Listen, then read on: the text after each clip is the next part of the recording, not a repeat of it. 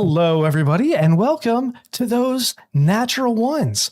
Before we get started today, we do have a couple quick announcements, starting with, unfortunately, we are down Chase and Chris today due to it being summer and things happen. So both of them should be back next week, but thank you for joining us anyway. Before we get started today, Two quick announcements, starting with guess technically three. Starting with number one would be we're doing it again. We're going back to the Feywild this month. Our on again, off again crossover event with the Dungeon Dunces is going to be not next Tuesday, but the following Tuesday, the 23rd, for a Wild Beyond the Witchlight episode, I think 4. I don't remember what episode we're on, but tune in for that regular time, 7:30 p.m. Eastern time. Then that following Friday, the 26th, will be our monthly in-person sitting around a real table, rolling real dice, the way D&D was meant to be played.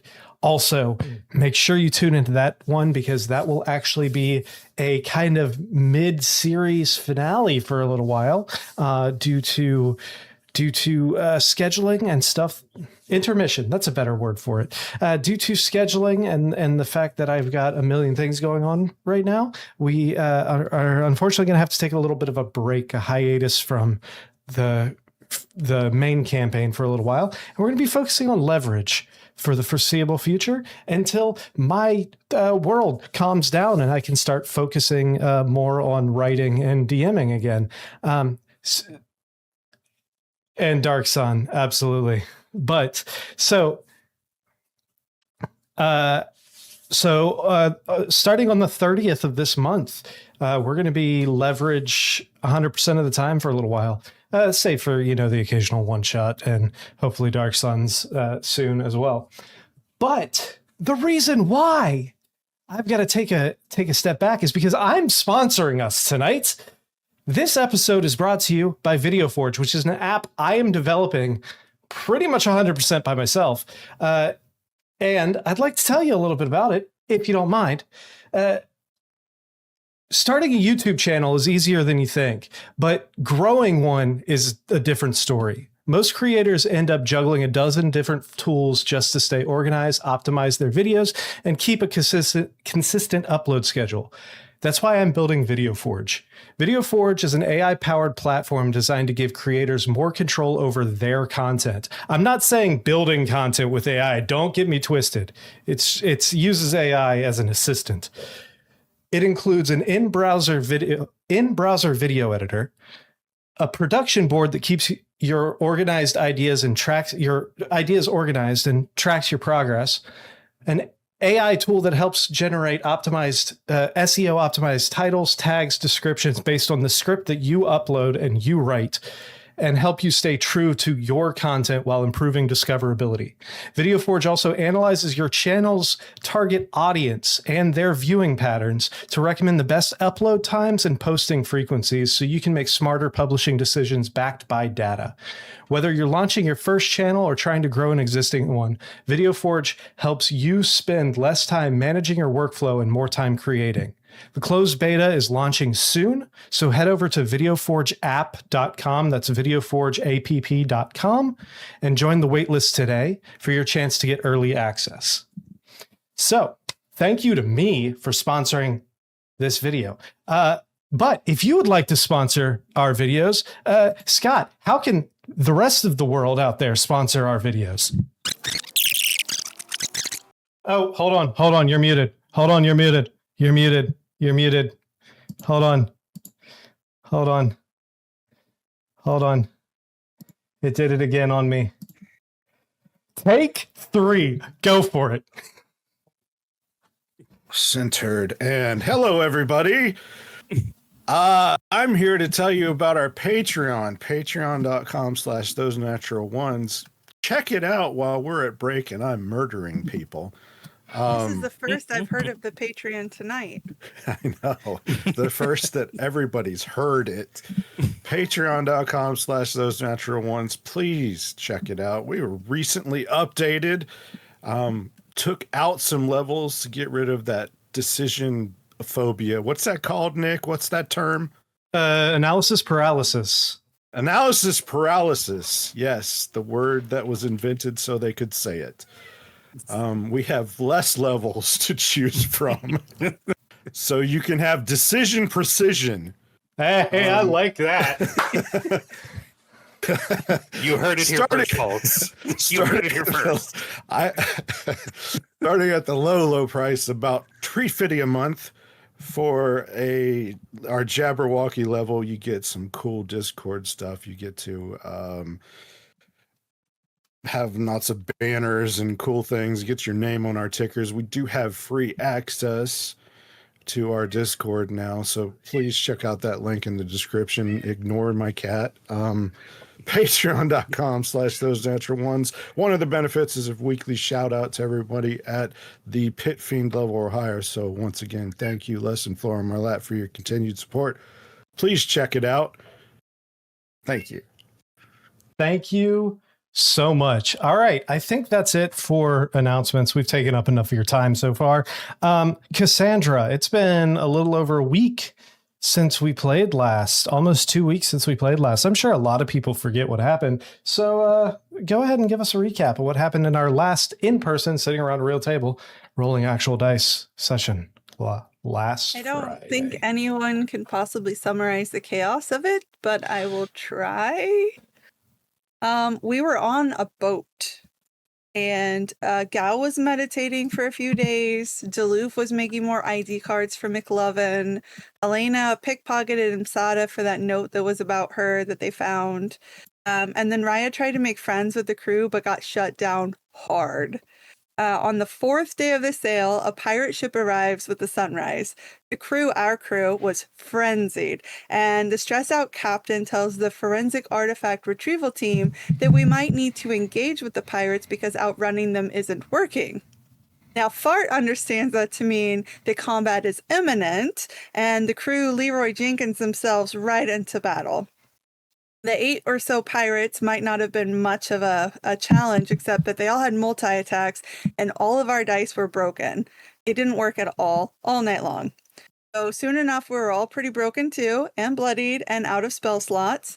But we eked out a victory by the skin of our teeth, killing the pirate cleric and their captain and a handful of their ship hands.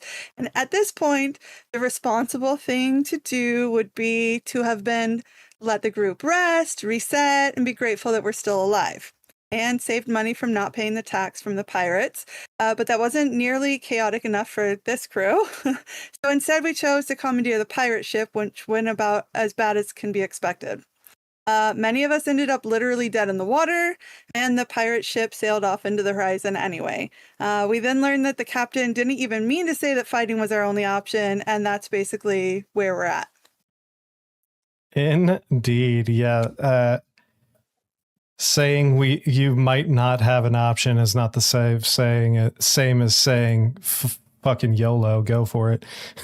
Pretty sure it is, though. I mean, it can be, I guess. Either way, if it's your only option, then it's the path, right? I mean, sure, we'll go with that. So that's where we're going to pick up right now. The battle has ended.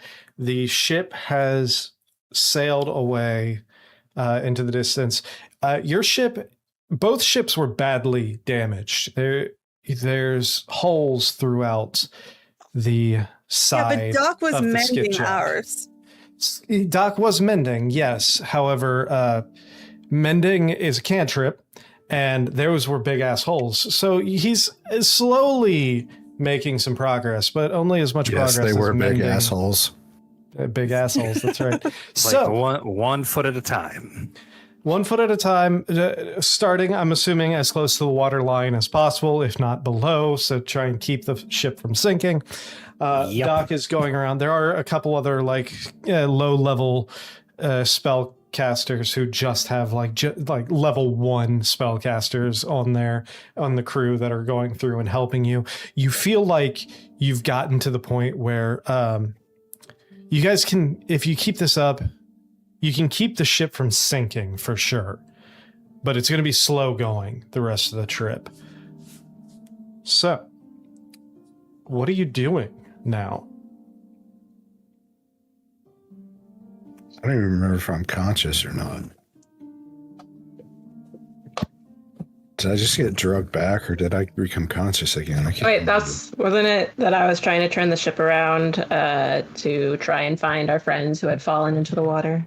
I think you guys made it. You guys were able to get them back on. Okay. Well, I can't remember if it actually happened during the session or not, but we'll say that, yes, you're able to stop the ship, get it pulled out, throw some ropes down to, I think it was, Gal and Duluth? It was like were the two? I think Raya was in there too, and I think Insada might have. I think Insada was also in there. That's right. Insada had climbed up and rezzed you.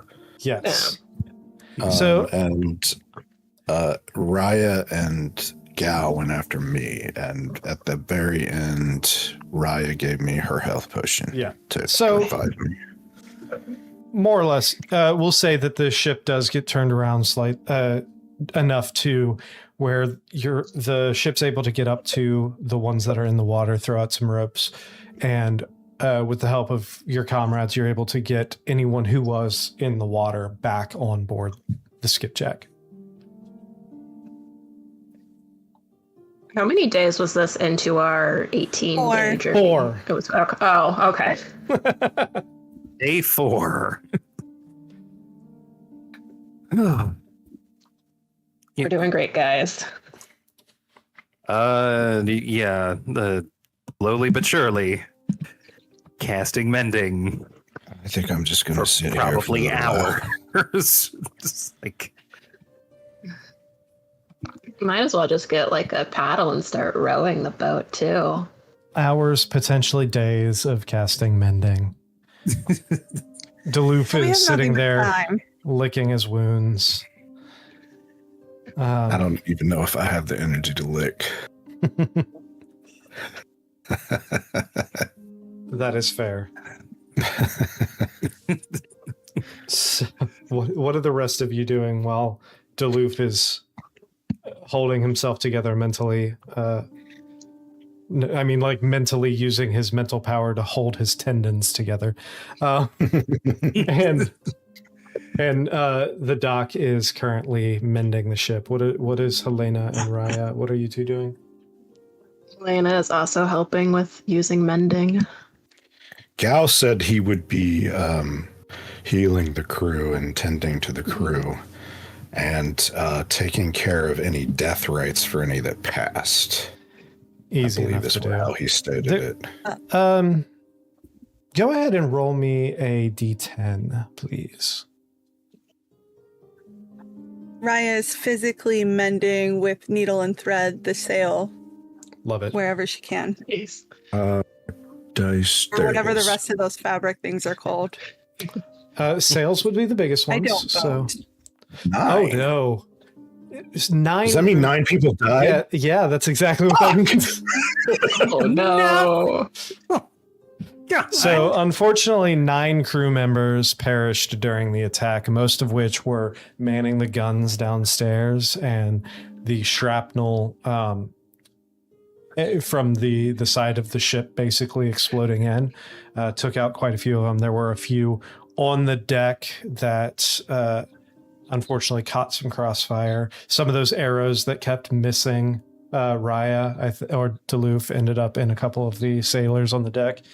So now I roll high. Yeah, now you roll high. I mean, the dice are telling a story. There's no doubt about that. Yeah. But fuck you, dice. So Gal has plenty of rights that he has to give. So it's taken him the better part of the day to prep the bodies, anoint them with oils and so on and so forth, and do the funeral rites. You are on a ship, and these are sailors, so funeral at sea. It's not butter and oregano, is it? No, it is not. Dark Sun. Check it out. Check it out. Dark Sun. Go back to our Dark Sun playlist and check it out. There's only 2 episodes so far, but third one's coming soon. All right. Anyway, funeral at sea for these pirates. So as or not pirates, I'm sorry, sailors. As the funeral rites are done and he has the bodies anointed, lying basically in a line across the starboard side of the ship, the captain comes over and says a few words. Are the dead guys just all the bards? No, the bards are fine. Oh shit! They got a row now, though. The bards are actually currently playing like a funeral dirge from the poop deck as this is happening. They're playing kind of a lament to the fallen sailors before one by one the boards that they're lying on are lifted up and the bodies slide into the water and start sinking down into the watery grave that will be their home for the rest of eternity. I'm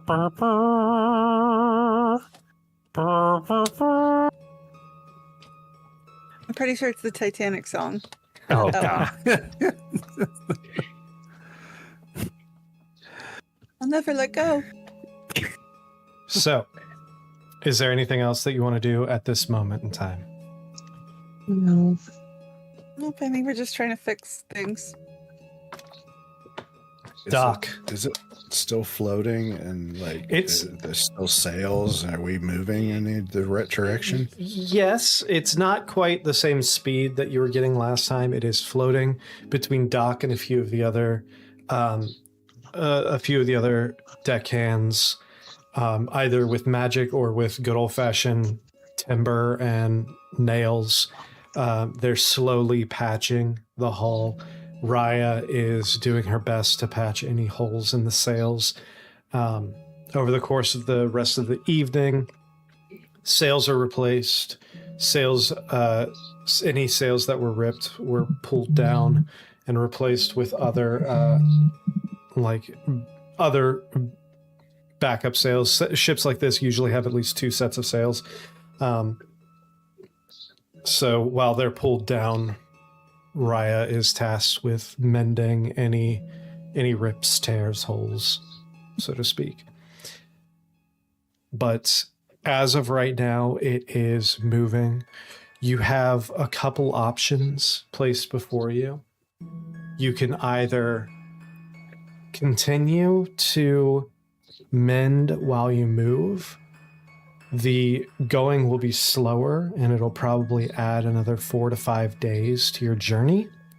But between the magical mending as well as the skilled craftsmanship of the sailors that are still alive on the ship,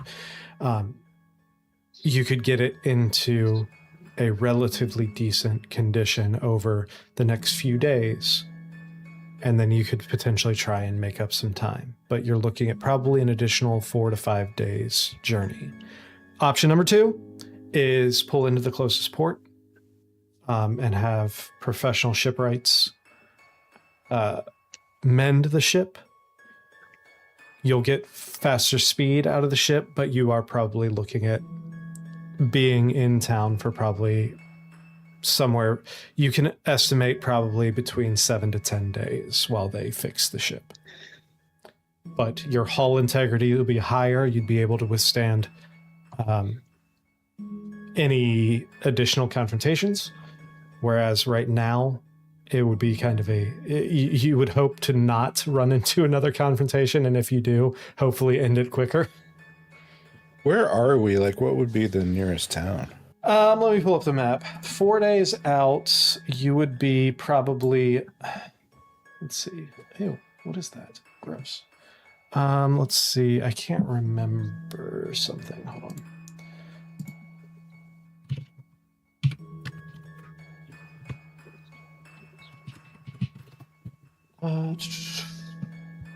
About 120 miles per day. So you would be about 500 miles past. So 1, 2, 3, 4, 5. You'd be getting close to the edge of the peninsula right now.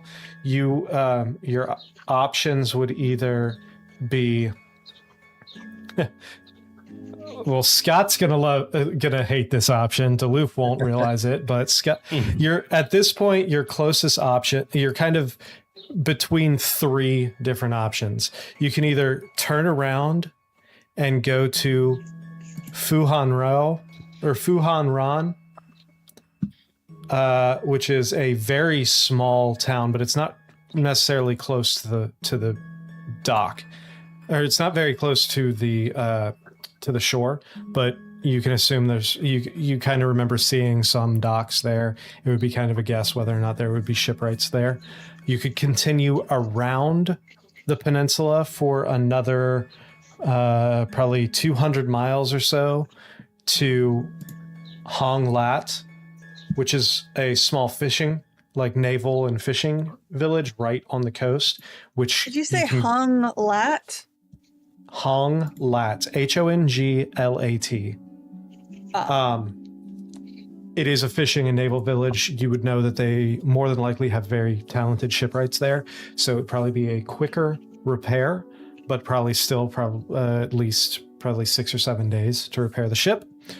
Or option 3 would be traveling out into the ocean to the island of Long Bien, which is historically known as a very closed off city home, historic home to the High Elves.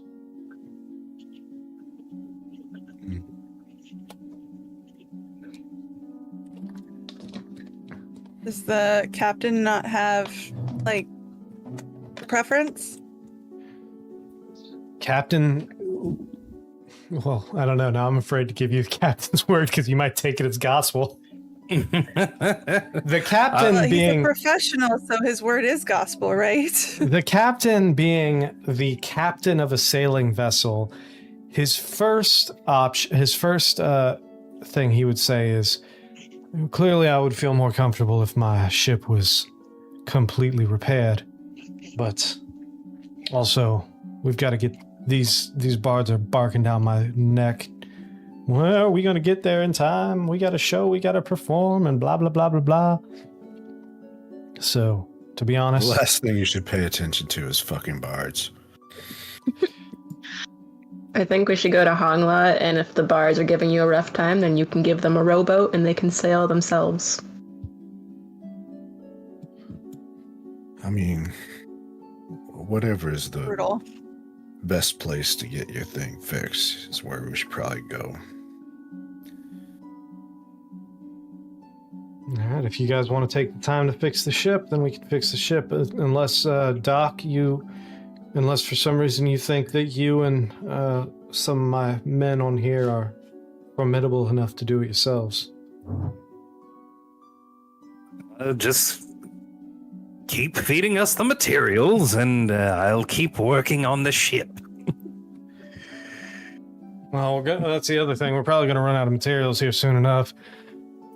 Then we need to dock.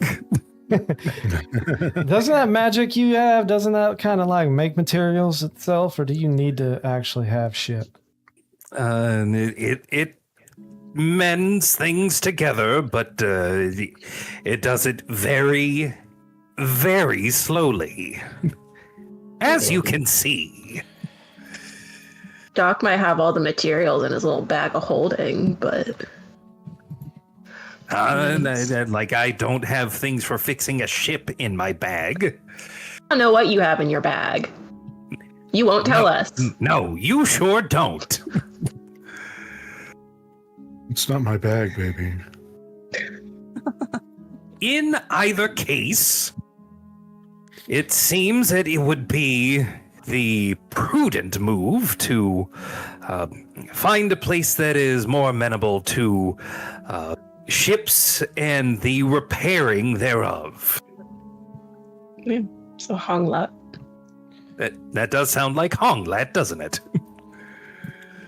Honglat it is, then. I guess we will head that way. Oh, Guys, we all saw the captain's prowess in battle. Maybe we should take this ship so we couldn't take the other one. Always an option. I really feel like shooting that guy in the legs. I can't believe I'm going to say this, but in the captain's defense, just because you captained a ship doesn't mean you have a history of serving in the Navy, if you get my meaning. I shoot Doc in the leg. Oh, you want to start this now? Yes. I'll have my Don't titty fight. fly you off the ship right now. Oh, Keep your titties Well put then. away, dude. We're in Yeah. public. Keep them concealed. Somebody get him an over-the-shoulder I'll boulder let my holder. tits out whenever I want. Thank you very much. Okay, Paris Hilton. All right. So, it sounds like the general consensus is heading towards Honglat. yeah, I guess. You sure you don't want to go to the High Elf City there, Scott? Well, I'd left it up to the captain to No, decide that's fine. where the best place to go is. I'm just 'cause fucking with you. Duluth has no idea. I mean, he would probably think it's really, really not a place for him anyway, because it's very pretentious. That Oh, did is fair. someone say Longbian? All right. So, I always wanted to see what that city's like. I mean, we certainly could go there, but I don't think they're going to enjoy you. I don't think you're going man. to enjoy it. so Nonsense. People enjoy me all the time. you're about 250-ish miles from Honglat, which on a typical day or at typical speed, you could probably get there in 2 days. Fast average speed for a ship in D&D is about 120 miles a day. So with the damage, you're probably looking at going closer to like maybe 60-75% of your speed. And the only reason you're able to go that fast is because Doc is consistently mending these ships or this ship. So it's probably going to take you about 3-ish, almost 4 days to get there. We'll say a little like, about 3, a little more than 3 days to get there. So over the course of the next 3 days, as you sail limpingly around the points of, I really should name this peninsula, but I can't think of something right now. So as you sail limpingly around the point of this peninsula and in towards this kind of bay-like area, inlet, as it were, is there anything specific the 3 of you want to, or the 4 of you want to do during these 3 days? No. No, there's necessarily anything I want to accomplish, but I think now that Gao has abandoned the bilge because of my infestation of the waters, I imagine that Duluth would be spending too much time alone and reading that note over and over and over again. Fantastic. Just- Getting a little too dark of a place. All right. One thing too, you mentioned the bilge. Another reason why Gal might have abandoned it, not only is it getting a little more tainted, but also with all the leaks, the bilge It should be fresh now. Yeah, the bilge it has filled up quite a bit. It's, the bilge itself is very, very. There's only a few inches of air at the top edge of the bilge at this point, and it's taking sailors. There's like a consistent cycle of sailors trying to empty the bilge using basically they have like these hand bilge pumps, almost like it looks like kind of the the same thing as like an old, like, what are those water pumps, the water pumps from like an old farm well, things like that, as well as just doing the bucket system of just taking buckets of water up and throwing them out of whatever hole they can find.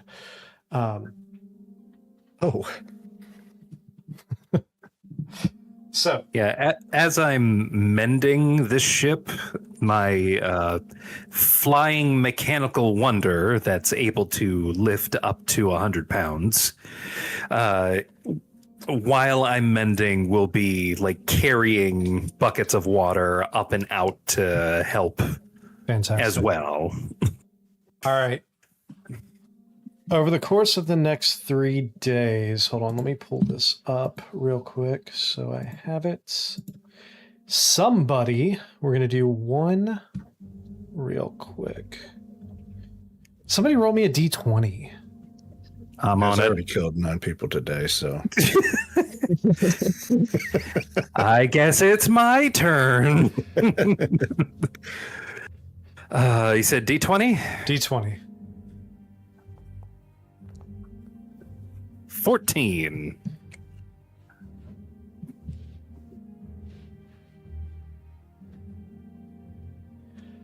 So the first day goes without a problem. The second day goes without an issue as well. It's not until after sunset that you notice something weird. Whoever happens to be on deck after sunset, at this point it's been 6 days on the ocean. You guys are Oh cresting. God, I was about to say it. What? It's been one Oh, week. It's been about 6 days. You've spent 6 days on the ocean. You've been sailing at a point where you are like occasionally in and out of being able to see the land, because you've been cresting around this peninsula.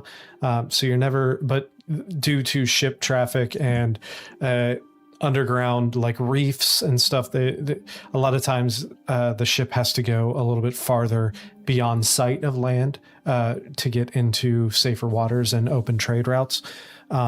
So this current night you have ventured a little bit further away from land, so all you see around you is ocean before the sun sets. You've gotten used to these nights still being illuminated by what seems to be an extremely bright moon, as well as the stars out here, and you see the captain, as well as his navigator and a few other sailors who are well versed in navigation, using instruments, taking course and bearing by the stars themselves when they're this far off to where they can't see the land. Anyone who's been on a ship before, it recognizes, celestial navigation. This is a normal thing on a ship. On this third night, however, the sun sets, the sky, or the moon comes out, the stars come out. And then about an hour later, after the last rays of sunlight have vanished, in almost an instant, it's like the sky blinks out. Every light in the sky vanishes. The stars go dark. The moon goes dark. And for the first time in what feels like your entire life at that point, you are in complete and total darkness. It takes a few minutes before members of the crew start walking around and lighting lanterns throughout the deck of the ship. But there is no light coming from anywhere outside of the ship.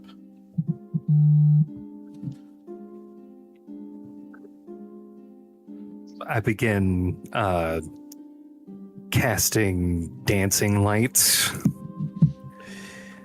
And as that is a cantrip, it 4 torch-sized lights will spring up. Let's say for flavor, they all look like Bunsen burners, basically.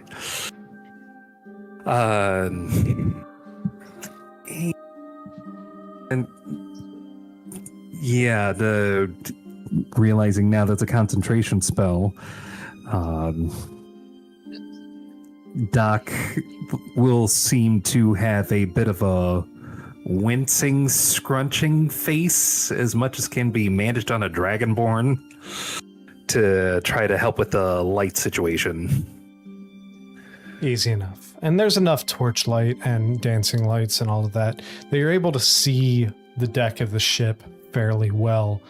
But you notice on the navigator's face as well as the captain's face almost like this look of odd worry. Like, the best way to describe it is a look of how the hell are we going to navigate now when we don't know where the hell the stars are? Just keep going straight, I guess.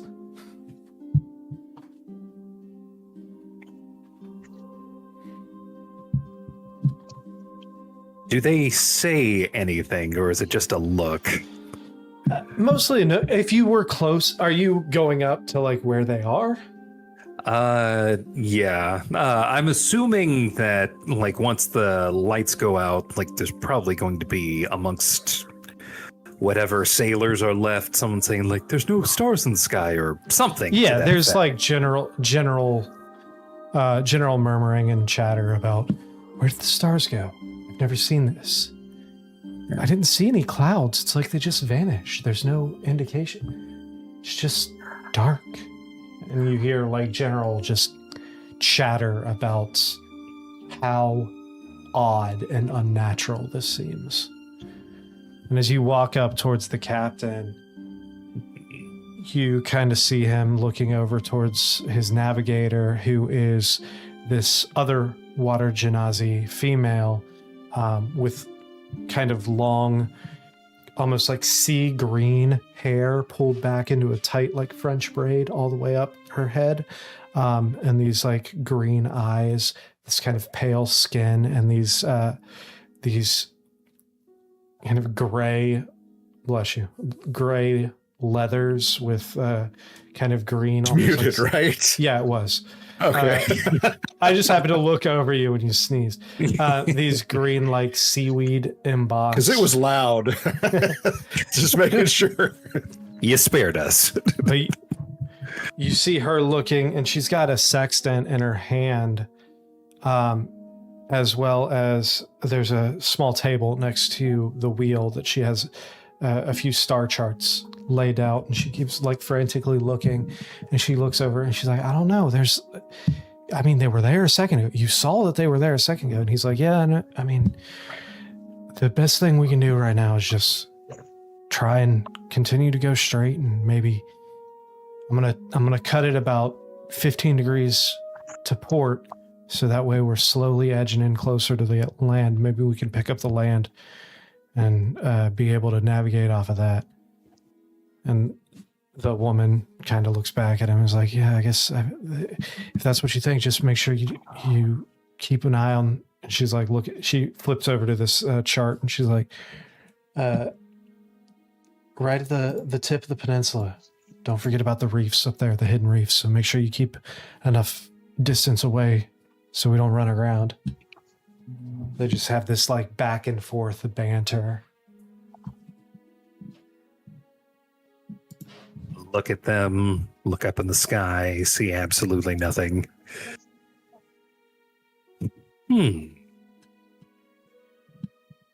Starts taking notes.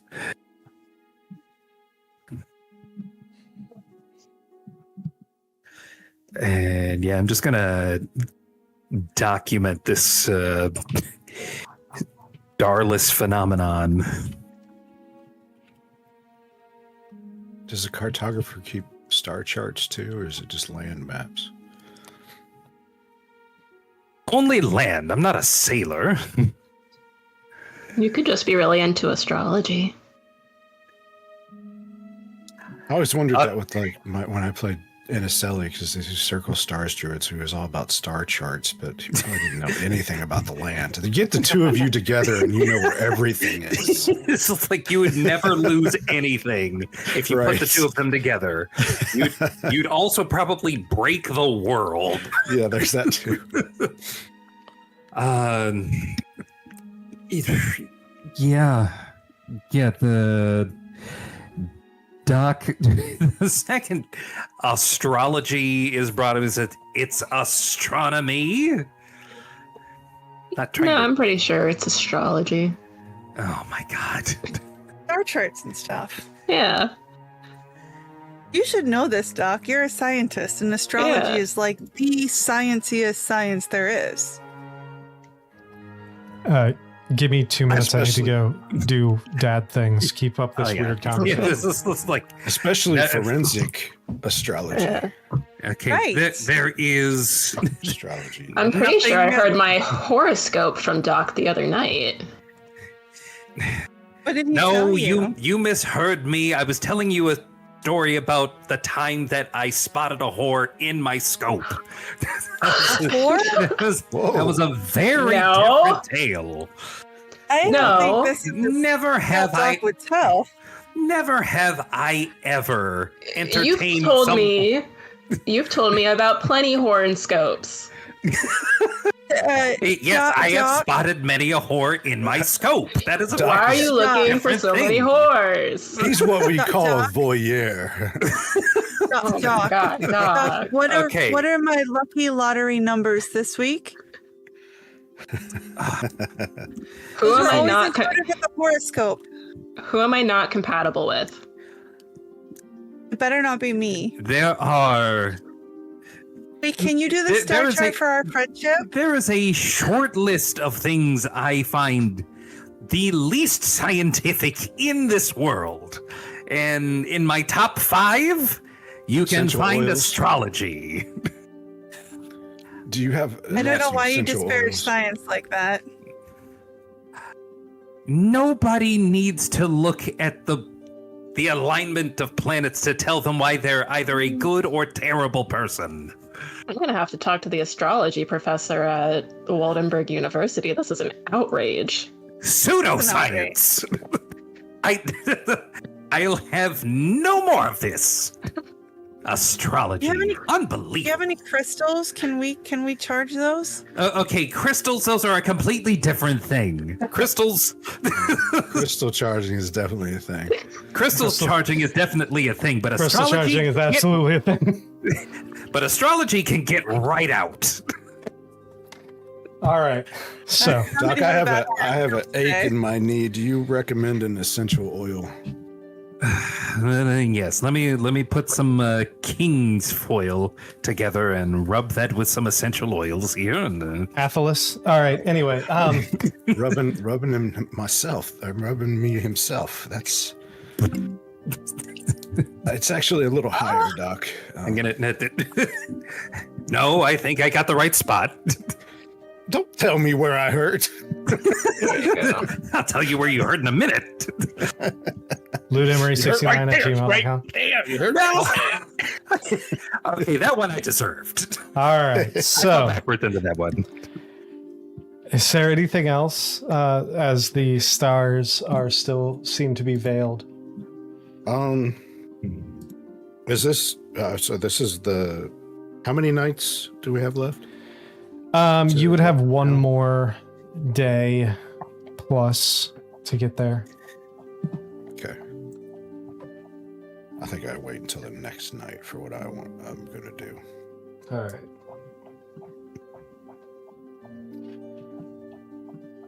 All right. We'll say if there's nothing else, it's the majority of the night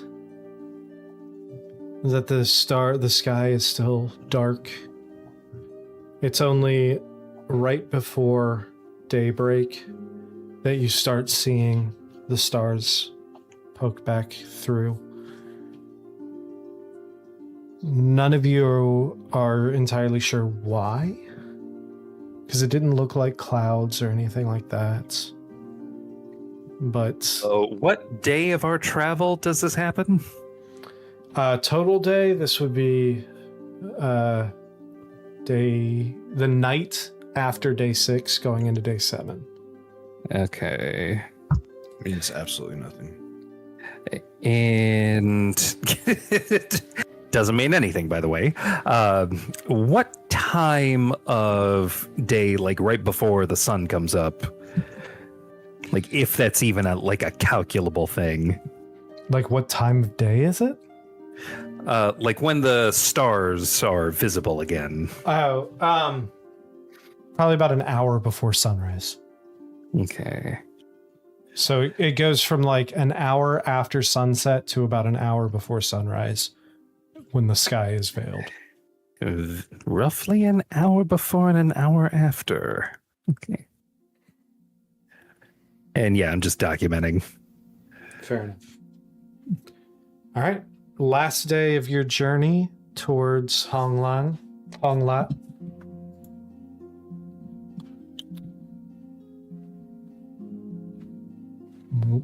Anything specific on the last day? Are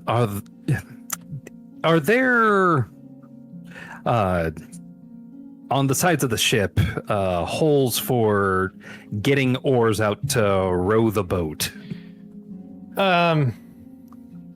Yes, there would be. This is a pretty large boat, but there would be, what are they, sweeps? Holes for the sweeps? Yeah. I think that's what they're called.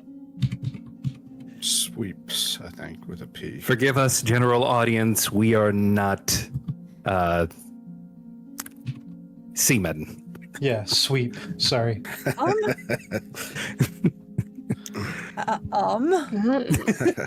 Phrasing. A seaman, however.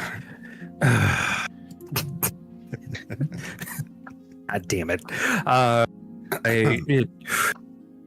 If no one is rowing, I will find people to row. Okay.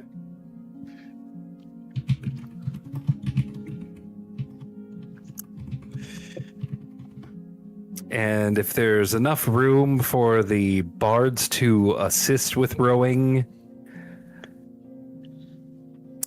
I will do my level best to convince them to help. Which, hold on, I gotta remember the. Hold on, I gotta pull up my bard list real quick.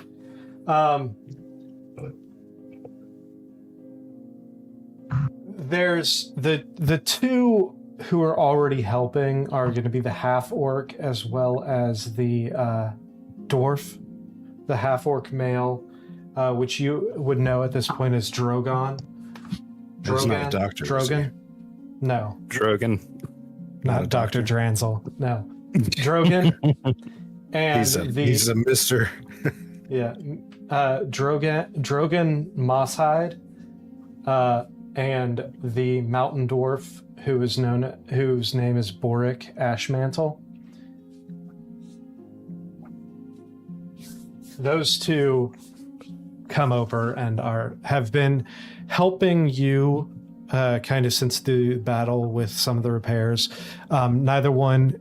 These aren't exactly the magical bards like Duluth. These are like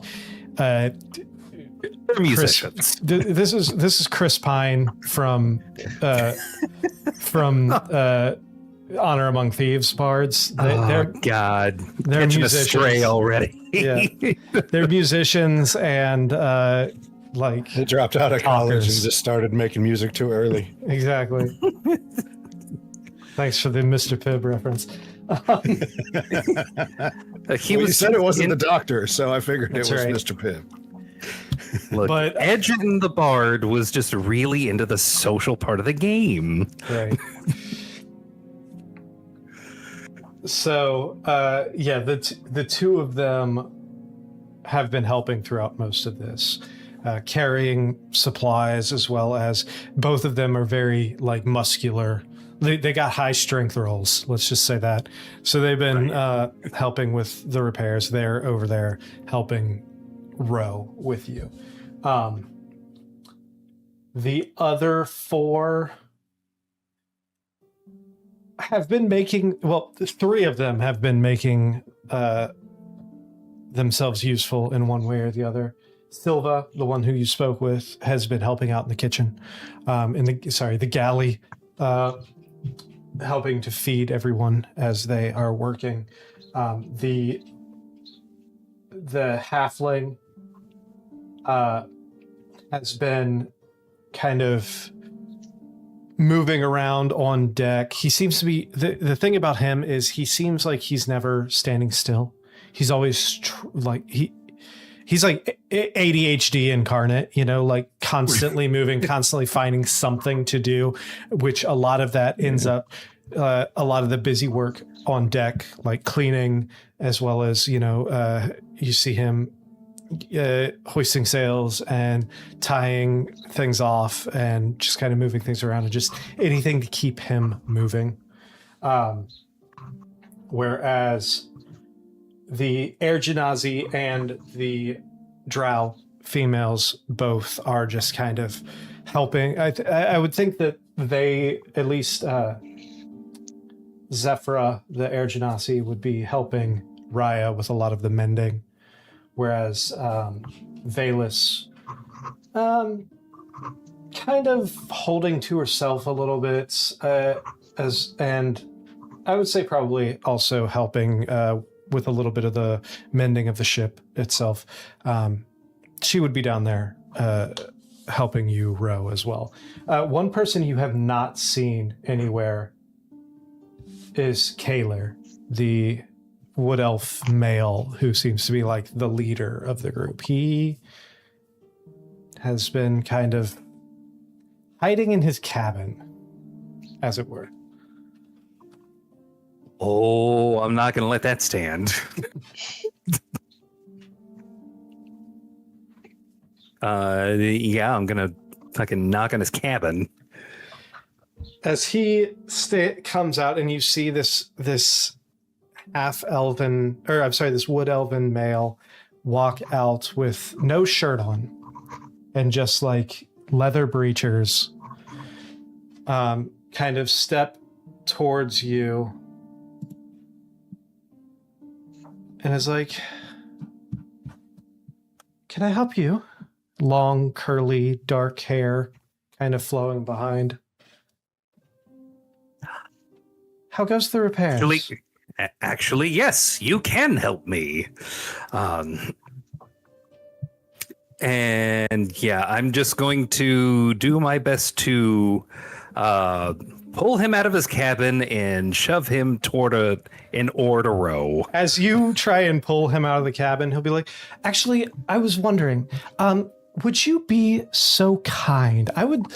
I'm having a little bit of problems in here. I know you are friends with that seamstress, the halfling seamstress. She does wonderful things, and I've actually been looking for somebody with her caliber to help me mend a couple of our uniforms. That's what I've been doing in here. I've been trying to mend our uniform, hence why I'm standing here like this currently.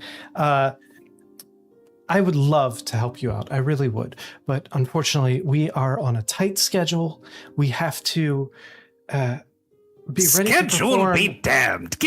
Get your ass out of the cabin and on an oar now. I'm going to roll a persuasion check on you. That's a 35. Oh, Jesus Christ. Jesus. So if you could, please, I know you are very busy. You are doing everything, and I appreciate all of your hard work keeping our ship afloat. But I have very important work to do here. And if you see that, I believe I heard you say her name was Raya. If you do see her, if you could send her in here to maybe help me out with a few things that are going to be equally as important. Because as you know, entertainment is what keeps us through these hard times in life. And we need to be ready to go at a moment's notice to help keep the spirit of the crew alive. I mean, we did just lose 9 individuals during that fight. I would hate for the remaining crew to suffer from depression due to the loss of their friends. Wouldn't you? I cast a message towards Raya. Raya? Yeah. Can I respond? I believe you can. Let's see. You can cast a spell through solid objects. No. Yeah. You can just cast it. They can't respond. Okay. Oh, wait. Okay. Here's a message that can reply in a Reply to whisper this that only you can messenger. hear. Yes. Yes. Yes. They can. That was, Oh, you haven't watched the campaign 2. I know what you're talking about, but that's sending, not message. Yeah. No, that was message. He used a message cantrip for that. Oh. Raya, there is a wood elf who is wanting help with mending their uniforms.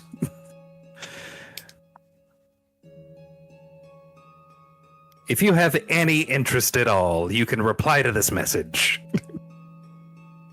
Can I reply all? Reply all. I think this message got sent to me by mistake. You only have CC options. It's like Yeah, you can only send yeah. it back to me. Where are you? Below deck? Yeah, I kind of guessed that, but like, where below? It's a pretty big deck, Doc. Where the bards deck are we've ever had. cabined. Where the bards All are right, cabined. well, I'll come check it out. Are you hanging out there? I'll meet you there. And I was trying to get him to do some rowing so we could get to Honglet faster. It sounds like you're doing what he wants. He was very convincing. It sounds like what he's doing is important then. He asked for you 'Cause we all know specifically. It's terribly hard to convince of things like taking all your friends into a cave and getting them murdered. He asked for you specifically. That's ominous. Well, I'll meet you there. Stay put. It takes me like 15 minutes to find them. Yeah, I mean, I they get are back to in the rowing. room. They are in the room literally right across from your cabin. So, Oh, Mine? yeah. No. it's supposed to be able to be like whispered in a way that only we can hear. I said it out loud. I'm sure you did. I would expect nothing else. Is this thing on? You can respond to this message. Harriet. She's like 10 feet away. Can we put this in the spam folder? All right. Hi. Can I help you? I'm busy hi. upstairs. Raya.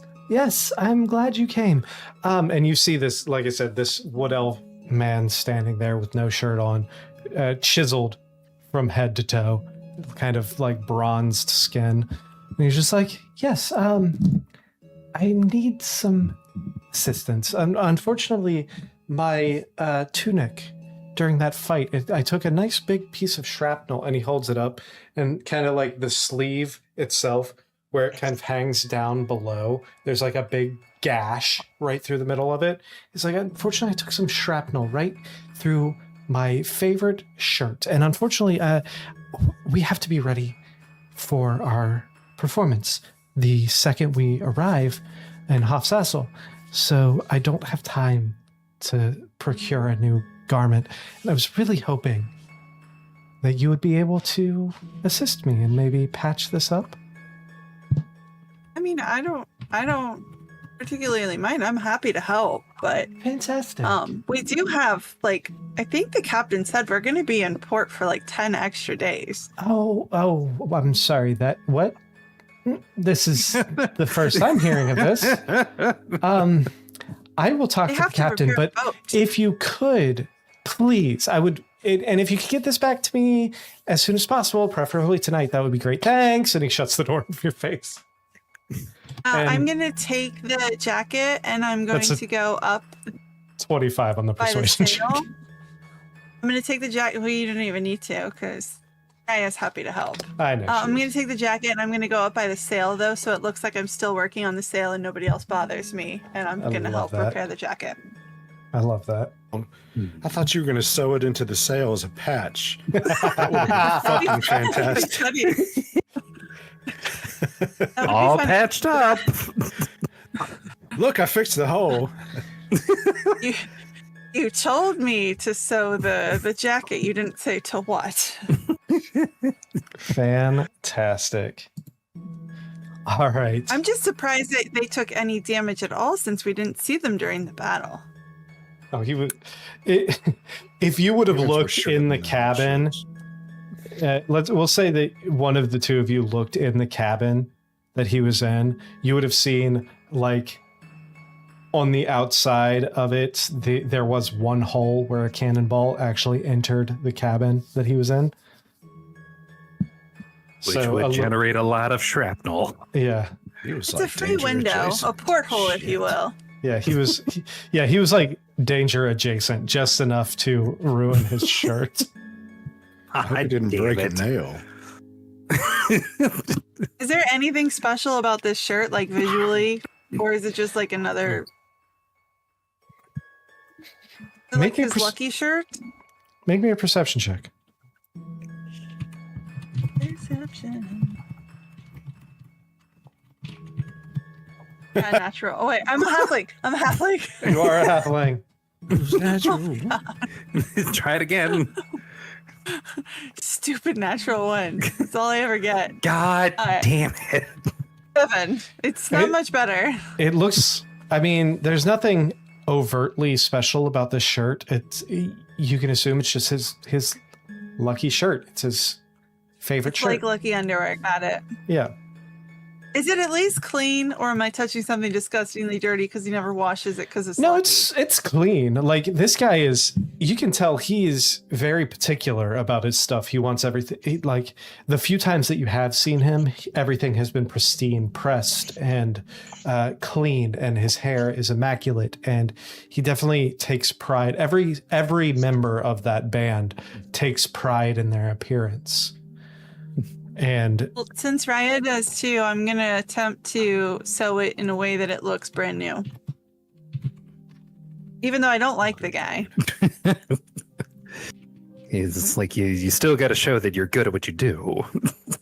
I think I'm gonna stitch like right at the bottom by the hem. I'm gonna stitch a little tiny penis with just slightly different colored thread. fantastic. Like a like a Glade bottle. The most precise embroidering I've ever seen.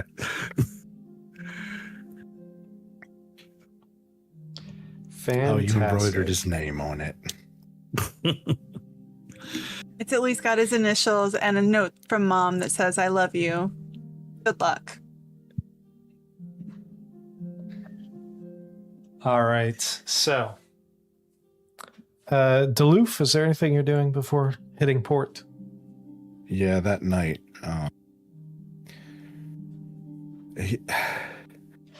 For anybody that's paying attention, Duluth has gotten pretty dark, mooded lately. To the point where his act of being happy in front of everybody is kind of paper thin. And I think on the last night, down in the hold, mulling over that note again. Down in a hole? Losing. I'm sorry. No. Can't Way do to that step song on the right serious now. RP. Sorry. Sitting on. I'm assuming I've got found a lantern down there since I'm reading this note. And Duluth's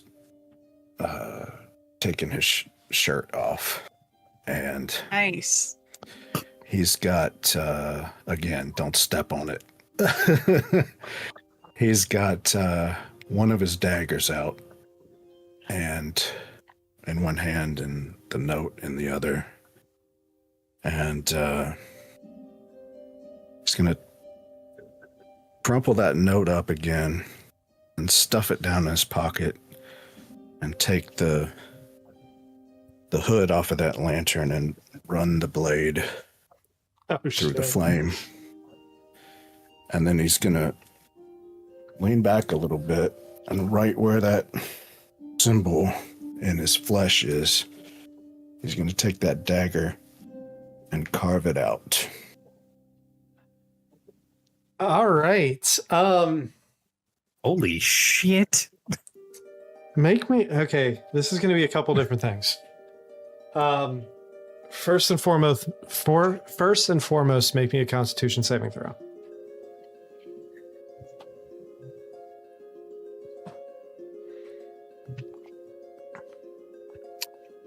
Fantastic. That's, 19.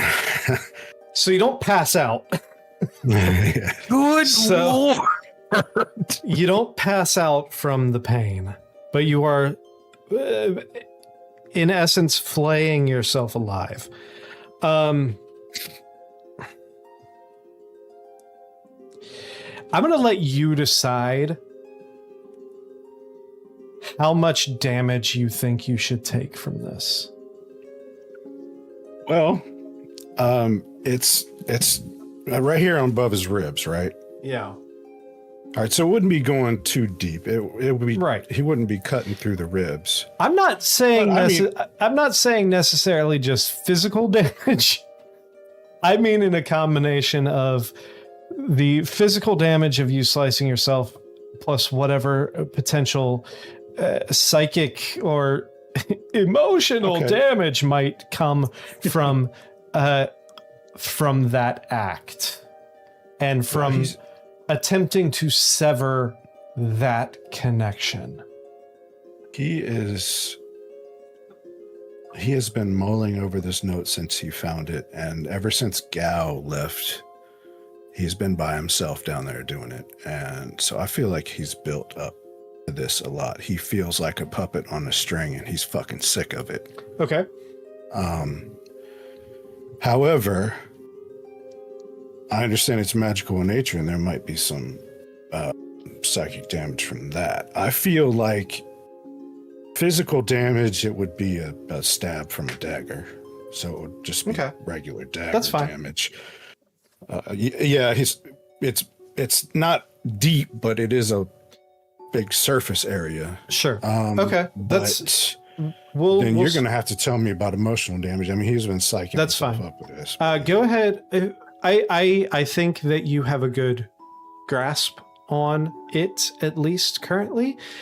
So go ahead and roll your damage for the dagger.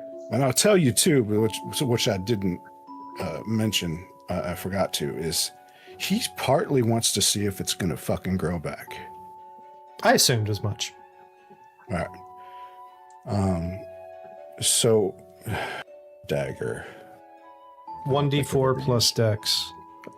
All right, well, it's great. I got high dex.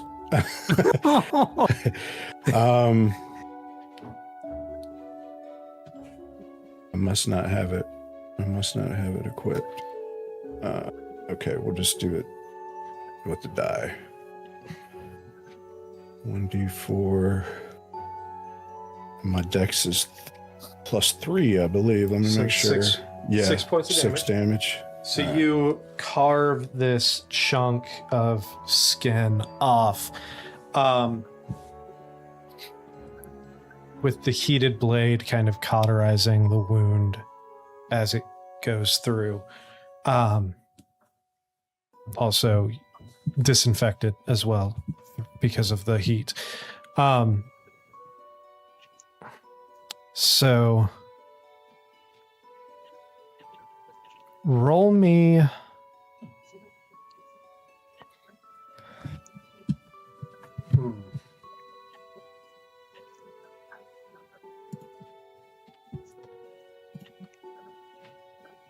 roll me a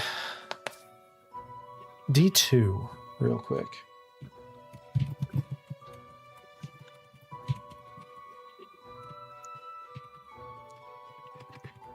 Two.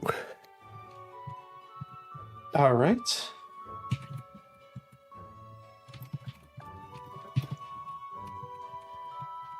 Hold on 1 second. I'm responding to a message.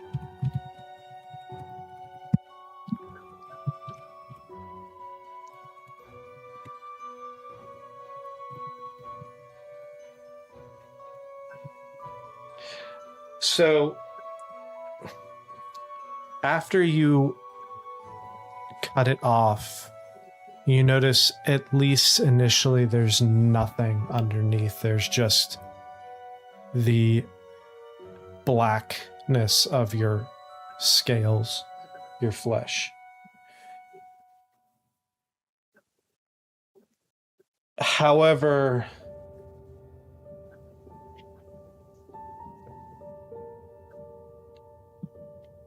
from the pain, potentially the traumatic, you're not sure if it's the pain that caused it, if it's the adrenaline crash after you do it, or something else, but immediately after you see that chunk of flesh fall, you lose consciousness. Either from just sheer pain, or potentially from, like I said, adrenal crash, or maybe something more. Before you lose consciousness, the pain seems to subside and you feel a sense of relief before your vision tunnels. It feels almost like a pressure you never realized existed has suddenly vanished from your shoulders, like removing a ring worn for many years on and the finger beneath feels weightless. Suddenly in the darkness, the sound of wind through an endless space. Your vision returns to you and you're standing alone. Your companion's nowhere to be seen. No objects, just pure, endless plain of black glass stretching in every direction beneath a starless sky. The silence is overwhelming. And you notice something strange. The ground that was glass, it's more tensile than that. The ground is covered in threads, millions of threads. Silver lines spread across the surface of the glass like cracks. Everyone stretches towards the horizon, and everyone seems to lead somewhere. As you watch a few of those threads begin to glow, you recognize them immediately by the feel that you get from the ones that are glowing. One feels reminds you of Helena, one of Gal, one of Raya, one of Imsada, one of Doc. And then there's another thread, a sixth thread.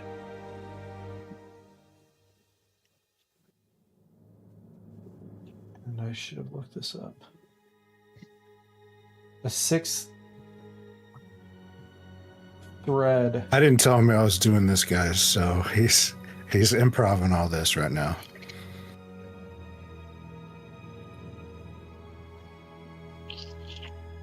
Professor Galithol.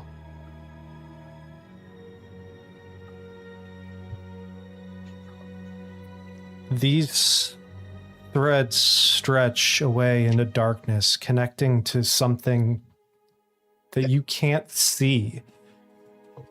Then you notice one final thread. Your thread. A silver line beginning at your feet. But unlike the others, it's frayed, partially severed and weak. As you follow it with your eyes to see where it leads not to a person or a throne or a god, but it leads to a doorway. A door that stands alone in the darkness. Ancient, weathered, wooden, entirely ordinary, normal door. Except for the fact that every thread in existence seems to disappear beneath this door. As though the entire world has been woven through whatever lies beyond. As you approach the door, the closer you get, the more you hear voices. Thousands, millions, whispers overlapping one another, not words, questions, curiosities, wonders, fears, hopes. Every question ever asked by anyone who has ever lived. Every mystery ever pursued. Every story ever begun. Then you realize something that shakes you to your core. You suddenly feel cold. As you realize the voices aren't coming from behind the door. They're coming from inside it. And the door is straining to remain closed. You sense a hand touch the other side of the door. Not pressing or pounding, just resting on the door, patiently waiting. You hear a woman's voice speak to you. It sounds gentle, tired, ancient. Not in your head, but everywhere around you. This voice seems to come from all directions. You finally pulled away. Good. The hand remains against the wood, never opening it, never trying to force its way through. I was beginning to fear that you couldn't.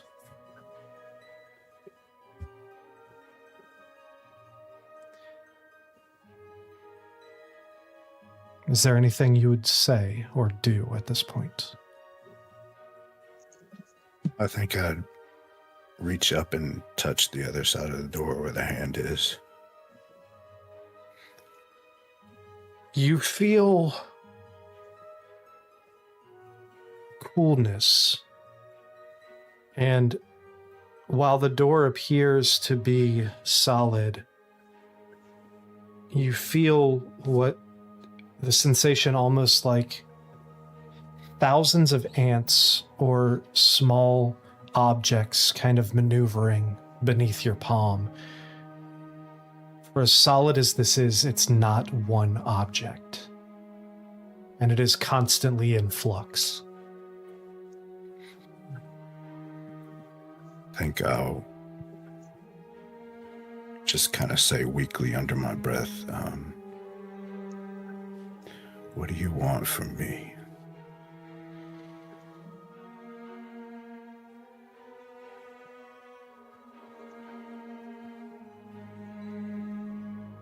A second passes before the voice responds.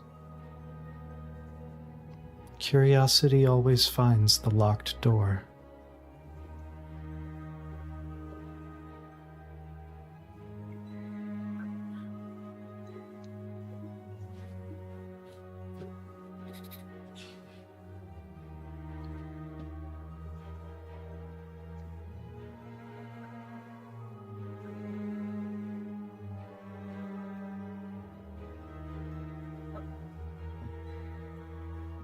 What am I supposed to do?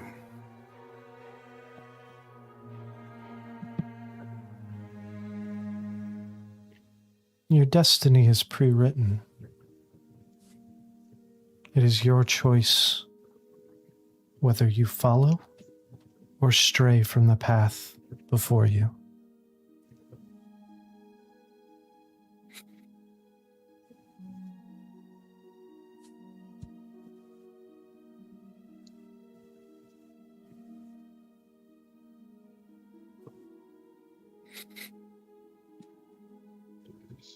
What happens if I stray?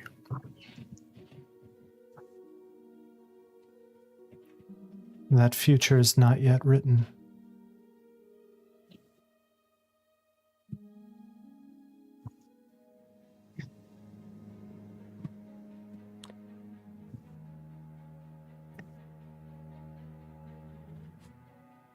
You found your way here, the place between threads, the place that remains when all the weaving stops. You have shown a control over your own destiny that most do not see and most do not have.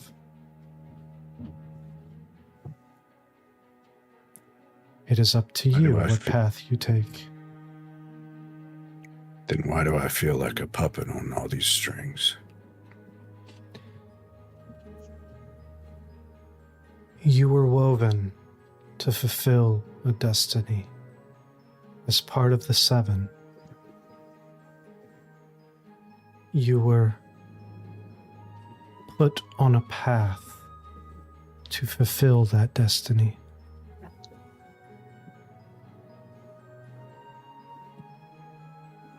By you? Perhaps.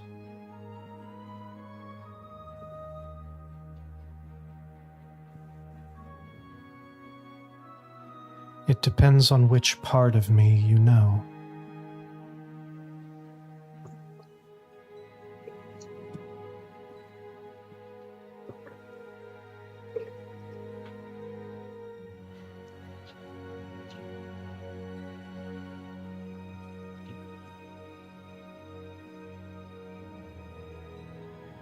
I gotta say, I don't know what to do with this.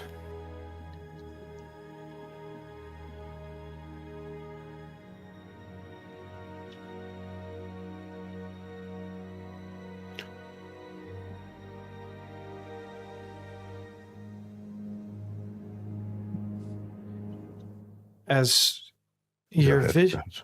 Oh, was there something else? No, go ahead. Go ahead.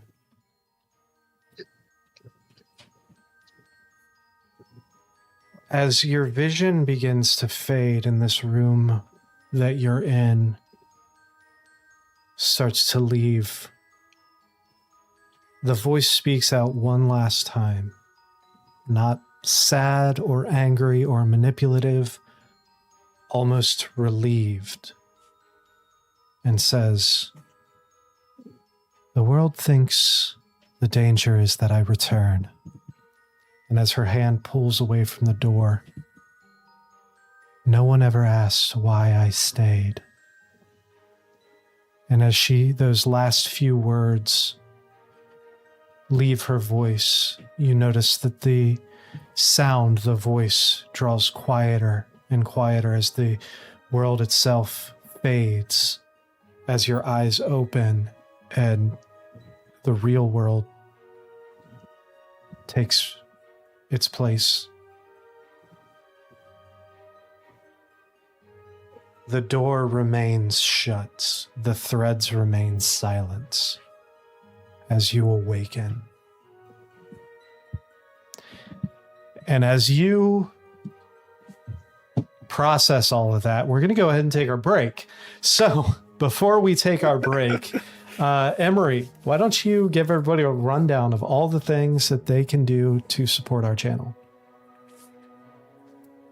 Well, when When you're not supporting our channel by signing up for our Patreon, and if you haven't, you should at least check it out. You can, as always, continue to support our channel by tuning in every Tuesday at 7:30 p.m. Eastern Time, Standard Daylight or whatnot, or what have you, on YouTube and on Twitch, and eventually those other platforms where we will double or triple their viewership. You can also continue to interact with us on Facebook, on Threads, on Instagram, and on Blue Sky. If you have an Amazon Prime subscription, you are given a free Twitch Prime sub that you can give to your favorite Twitch channel of choice. Why not choose those natural ones and put some of that billionaire money to some actually good use? And also, as always, those of you listening to the audio-only podcast version of our show can continue to find our show wherever podcasts are spread out into the universe. No matter what you do remember to like, subscribe, hit the bell for notifications, and make sure that when you do, you hit all, so that way you never miss an episode. Share. Tell your friends. Sound off in the comments. Join us for the live and get to know some of the people that are very quickly becoming regulars as part of our party. We also, our channel also has, like every other channel, I don't know why I'm singling us out for this, YouTube itself has a new function called Hype, where you can go back and watch some of our old videos and episodes to get caught up. And when you hit the like button, you will be given the choice to hype up that episode.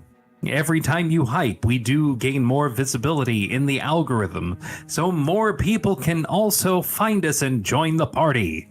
Any and all engagement helps us out a ton.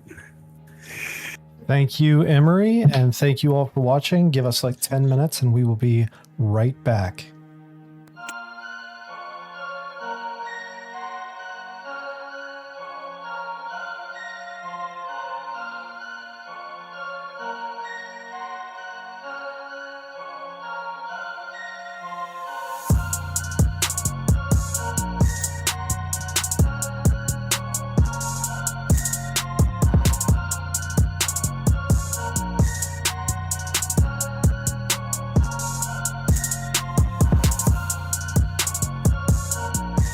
Hello and welcome back. We have returned. All right, let's get right back into it. Duluth. What's going through Duluth? Pass out of my box. What's Duluth doing now after awaking from this fever dream? Well, I'll tell you what, when he saw that frayed thread, he thought I done fucked it up. So that's probably what he's wondering, how much he screwed up everything, being his typical obstinate self. And he's also kind of processing touching a deity. Make me a perception check, please.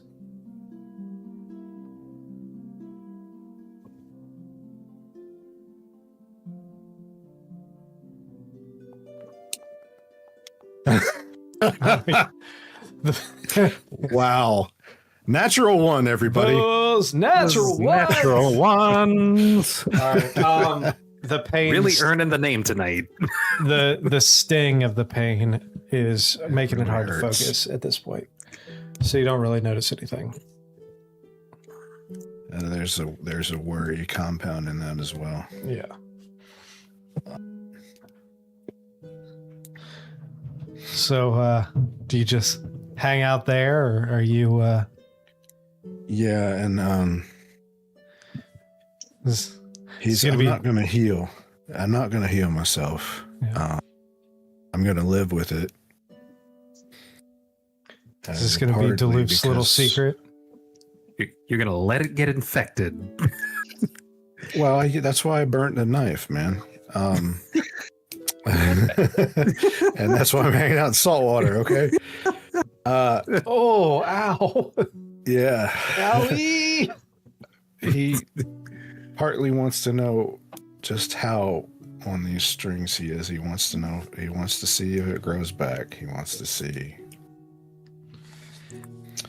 And he really didn't expect to end up where he ended in that vision. If that's the case, I'll say you don't notice at first. However, over the course of the rest of the day, as the pain starts to subside, you look down at one point to your freshly flayed rib cage, and at first glance, it just looks like, exposed flesh. The black of your under pattern. I don't know what the hell you would call that. But then you look a little bit closer and you notice the pattern is still there. It's faint. It is still there, and it takes a second before you realize that there's almost a weave work of silver gossamer threads that are almost spectral, that appear to almost be stitching you back together. One thing I didn't mention is he's keeping that skin he cut off. I assumed as much. You get the assumption that if you wanted to fray this completely, you have the option, or you could let it rejoin. And it's not a decision you would have to make right now, but part of you have this almost sense in the back of your head after that vision that if you were to do what you just did one more time, it would sever your thread completely. Well, I think I feel oddly comforted that I didn't end up cutting it totally. But it also oddly comforted with the knowledge that I could if I wanted to.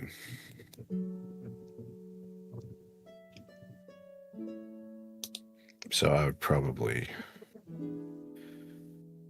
hang out with my pain until we hit port. Fantastic. All right. Well, you can't have my pain. While this is happening, unbeknownst to the rest of you, for your final day, what are you doing? Doc, Helena, Raya. I'm gonna return the finished jacket to the elf bard. All right. I don't remember any part of his details. Sorry. Hold on. I gotta switch pages. This guy who doesn't help. Caelir. Caelir. Caelir. Hey, silly rear! I finished your jacket. Oh, fantastic. He picks it up, kind of flips it over. He's like, you can barely see that there was any hole here. This stitch, this craftsmanship, this stitching is pristine. Expert quality. God, Widget. I hurt myself today. Oh, thank you. That's amazing. He's like, this craftsmanship, this seamstress or seamsman, whatever. I don't know the term because I don't sew, but it's fantastic. I loved it. You did impeccable work. Thank you. I still have no idea how you're going to get to your show on time, but at least when you get there, you'll look great. He reaches down in his pocket, pulls out like a small stack of coins. Seems to be about. No need at please, all. I insist. I don't need any of that. Nope. I insist. No, it's okay. Just as We went through something together. You know, I actually tried to help and you stayed below deck, but we went through something together. And that bonds you in a way that you don't need to exchange coin for this. So If you just keep your insist. coin. Pay it forward in the next town if you must. If you insist. Again, I appreciate it. And your services, I mean, we're always looking for new and updated costumes and outfits. If you have time in the future, perhaps we can come when you're a little less busy. We Sure, can. sure, yeah. I commission have a bard. Have you met our bard? I have not. Do you have a bard in your group as well? We do, and he's like the most amazing bard I've ever met. He makes up his own songs like Hop. Have you heard that one? I can't say that I have. Wait, hold on a second. And he takes a step back. He's like, the little grung fellow. Well, I don't think he likes being called the little fellow, but yeah. I mean, grung. They're short creatures. What guy likes being called little fellow? Either way, Accent. do you wouldn't by chance know? Well, clearly you do. That's a silly question. What is your bard friend's name? His name? It's Clyde. Go ask him directly. Clyde. Fair enough. Unfortunately, he looks like someone I used to see. I mean, he's semi-famous. I mean, people know his songs. Yeah, You probably know him from like a show somewhere. There was a bard when I was younger that had a striking similarity to him back in Mesh. Be incredibly coincidental that I would end up on a ship with someone who is related to him. You know, you should go talk to him, A, but also B, you should talk to our friend Msato, who's also on board, because she also thinks that all grung look like. I'm not That's sure how to true, take that's that, but okay. I'm just here to help connect people. Do you want me to go Fantastic. introduce you? We could do a soft introduction if you want. Oh, I think he's in his room. sure. I would like that. We are knocking loudly on Duluth's door. Hey, Alex, you're about 2 hours. You're about 2 hours late, but it's all good. I'm down below. Doc, Doc's the only one you're going to get. Yeah. Maybe Gal.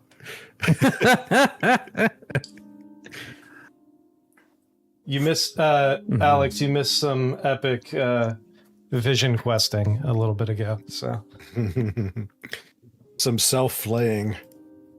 no worries, Alex. No big Even deal. with the map, we can't find you, Duluth? Oh yeah, you have the map. Yeah. Yeah, you can see that his little dot is down in the bilge. My friend likes a good big bilge, so that's where we'll have to go. Fair enough, I guess. Alex, thanks for the sub. Is the bilge where they fill it full of water? The bilge is where the excess water collects in the bottom of the ship, yes. There's more use to it than that. There's like ballast stones that go in there as well. But anyway, that's neither here nor there. I am going to send a psychic connection to Duluth as we're walking down and just say, hey, buddy, I don't know what you're up to, but this guy, I didn't tell him your name, but he seems to know your grandpa, maybe? I don't know. He's a bard. You're a bard. Everywhere a bard.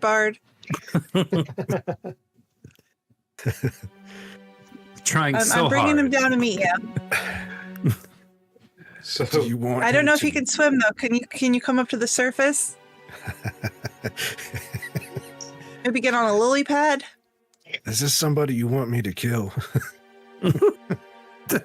I mean, sure. I don't know. I'm not emotionally attached to him at all. He just really wants to meet you. It's not like a meet and greet type day. Morning, sweetheart. I'm gonna push the bard into the water. All right, you do you. I'm gonna walk away. You're pushing them. You're pushing them into the bilge. So you open up the He wants hatch to to be the bilge and you I shove just him. shove him in and walk Ah! away. You hear from you as you walk away. You hear, Hopefully- wait, no! Splash and Duluth. You just see this lanky elven figure fall from the sky into, and like I said, the bilge is pretty filled due to all the damage on the ship. So, and you see this splash happen. And I lift my head up and smile at him splashing, and then just lay back down. Pardon the interruption, my good friend. I hear that you are also a musician of sorts. Yes.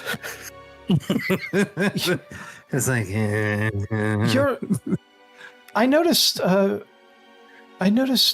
few days ago on the ship your markings look very familiar. Your colorations and the markings on your skin.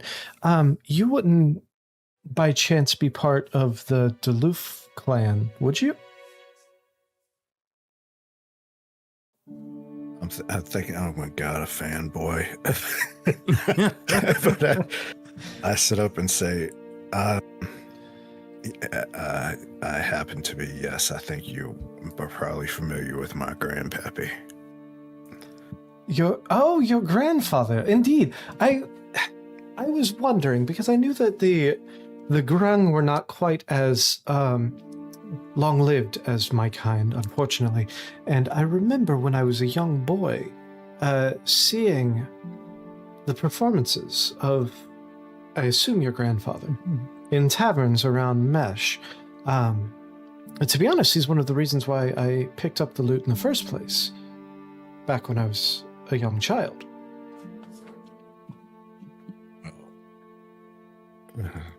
Had you gone to college or stayed in college, you would realize that some bards, very powerful bards, gain access to magic that can extend their lifespan. I have read things about this. My grandpappy still happens to still be around, kicking. Really? That's very surprising. I remember. Grung typically live to be about 60 years. I believe my grandpappy's pushing about 160 now. That's remarkable. I remember back in seeing him one time, back in Voresk, in Mesh, and like I said, I was a small child, probably only about 16, 17 at the time. But hearing the way he spun a verse and the way he manipulated the environment around you to make you feel the music was inspiring, to say the least. He does have an air about him, yes. Well, back in that time, he did Believe It or Not in that show, I bet, didn't he? I believe so, yes. Oh, yes. Believe it or not. It was a little vulgar for my taste back then, but for now. Back then, I thought it was hilarious. As a young elf, I thought that was quite raunchy and quite hilarious.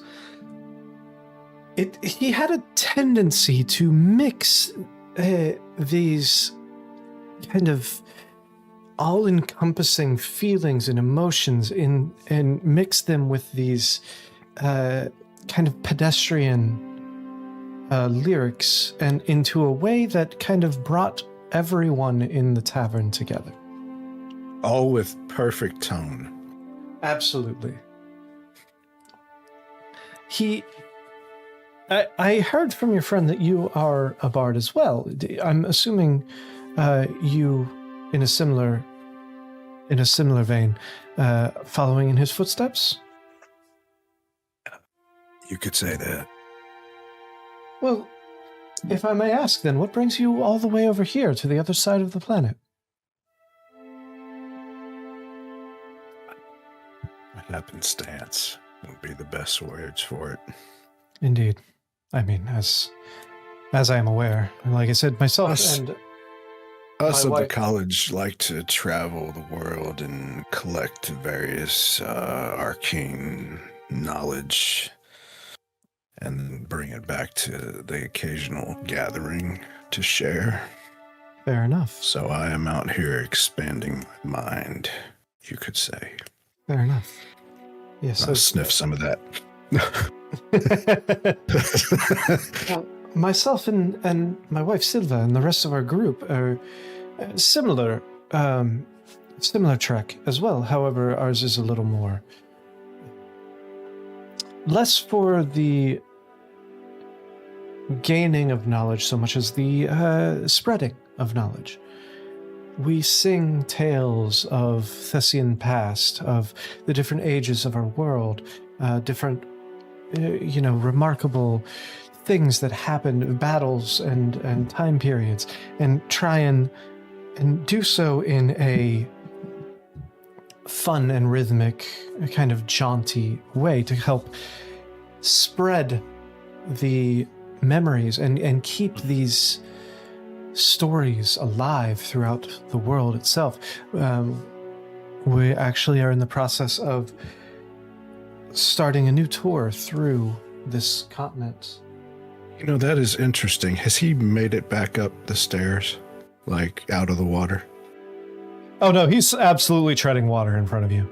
Well, not Okay. treading water because it's not that deep, but he's crunched. There's kind of scrunched over in front of you with his head in the doorway, like just above the water. Seeing an opportunity here, what he's talking about, I'm gonna hop down from my box and kind of go up the stairs and guide him up there, and I'll prestidigitate him dry. Oh, that was very kind of you. Thank you. There you go. I'm curious, in your gathering of tales to put to song, have you come across any tales of a great loom or a weaver? Make a perception check. These have gone well tonight. Actually, no. Sorry. Insight. Make an insight check. Well, if we take the 18, Yes. it's the same plus. Oh, so it's I 21? have a +3 to both. So 21. When you ask him that, you notice the muscles at the edge of his jaw bulge slightly, almost like he's clenching his jaw. You notice his eyes kind of dart slightly as he looks, and he's like, "A great loom, you say? That would make a very interesting tale indeed. I'll tell you what, come to one of our concerts, come to one of our performances. Maybe you'll hear something that you like. We have a performance set in Hofsasel. As soon as we get there, which hopefully will be sooner rather than later, which is Hofsasel is the town that you guys were headed to get the boat to go towards the Sunken Peninsula or Archipelago. Okay. Hofsasel is the start of our trek across this continent. Come to our performance. You might hear something that you like. I think I just might. Well, And sounds yes. come talk to me if y'all are in need of any accompaniment on the journey or even an opener. Indeed. I think we could come up with something. Am I starting to bleed through my shirt? A little bit. He kind of looks, he's like, well, it seems like you still might be suffering a little bit from that battle. So I'll let you get some rest. Yeah. No more blood. That's a fantastic trick. You must teach me at some point if we do end up touring together. Now, I'll let you get some rest, as it appears that you still are recuperating from the fight, which I did want to thank you personally, you and the rest of your group, for what you did. Like I said, unfortunately, our band is not necessarily the skilled in combat bards. Your lovers, not fighters. Indeed. So we would be understand. lost if it weren't for your group. Did he tell me his name? Uh, I didn't catch your name, I don't believe. Kalir. Khalil. My name is Kalir. Duluth Kalir. and Doof. Kalir Thornleaf. Some call me the voice of the hollow roads, but that's neither here nor there. Voice of the hollow. Roads. Roads or rows? Roads, like roads, Like- roads. Roads. Roots. Roads. This map's so heavy. It's got all these robes on it. So, Ellie, there was this movie that came out in the 90s. It was called Black Sheep. So there were these.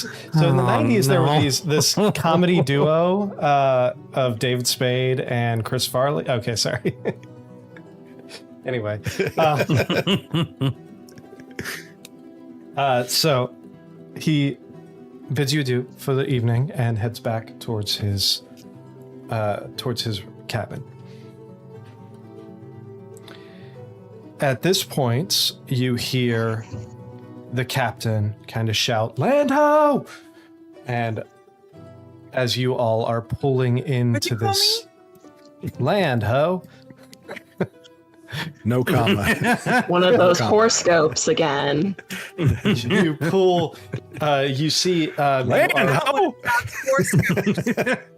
anyone who is on deck will see that as the sun is starting to set on the third day, you are approaching in towards what you can assume is Honglat. You see this small. Where is my map? Where's my map? There's my map. You see this small, almost more of an outpost than a town. You can assume from the look of it,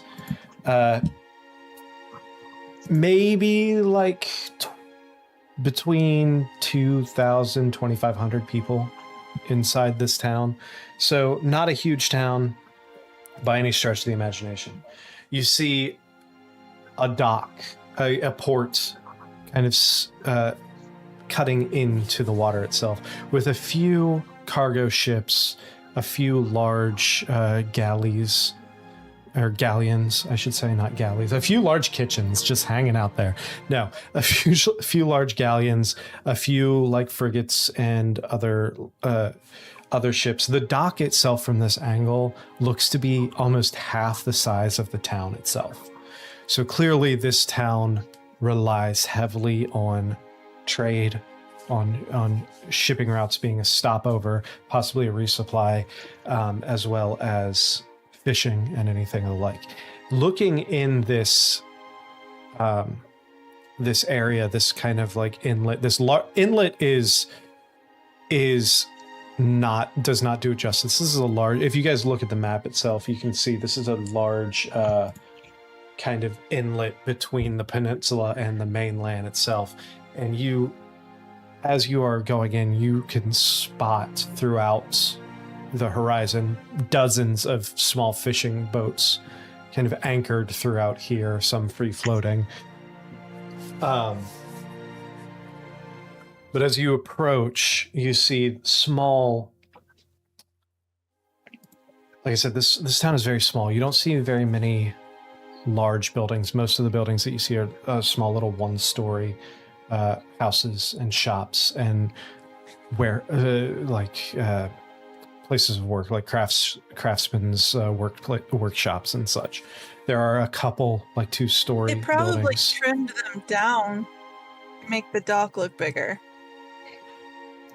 I swear to God. Anyway, one thing that you do notice, kind of stepping or kind of towering above the buildings around there, is near the edge of town, is one central like almost cathedral, like temple itself. You can't quite tell from here who the temple is to, but there seems to be one like central religious structure.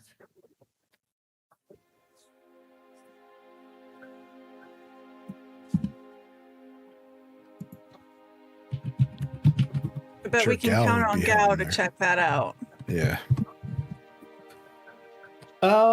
Does anyone have access to Gal? I mean, I think you could give it to us. Hold on 1 second. Yeah, I couldn't remember if somebody already had access to Gal or not. I don't think that was assigned. All right, hold on. I'm gonna give.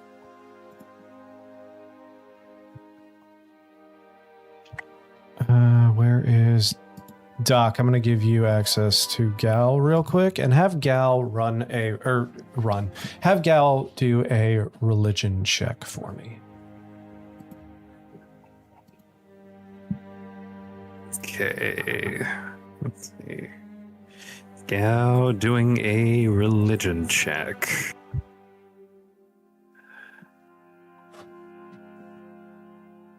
Wait, where's that?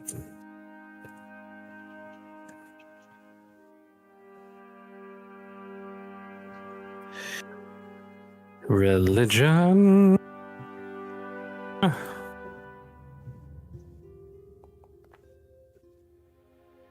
Ooh. Nice. That is a 20. Well, shit. I was hoping you didn't get any bad religion. Okay. So you see what appears to be what Gal sees in this temple. This is a large stone structure, whereas most of the buildings around here are wood with thatched roofs. This is a large what wood tower, about a 3-story-ish temple.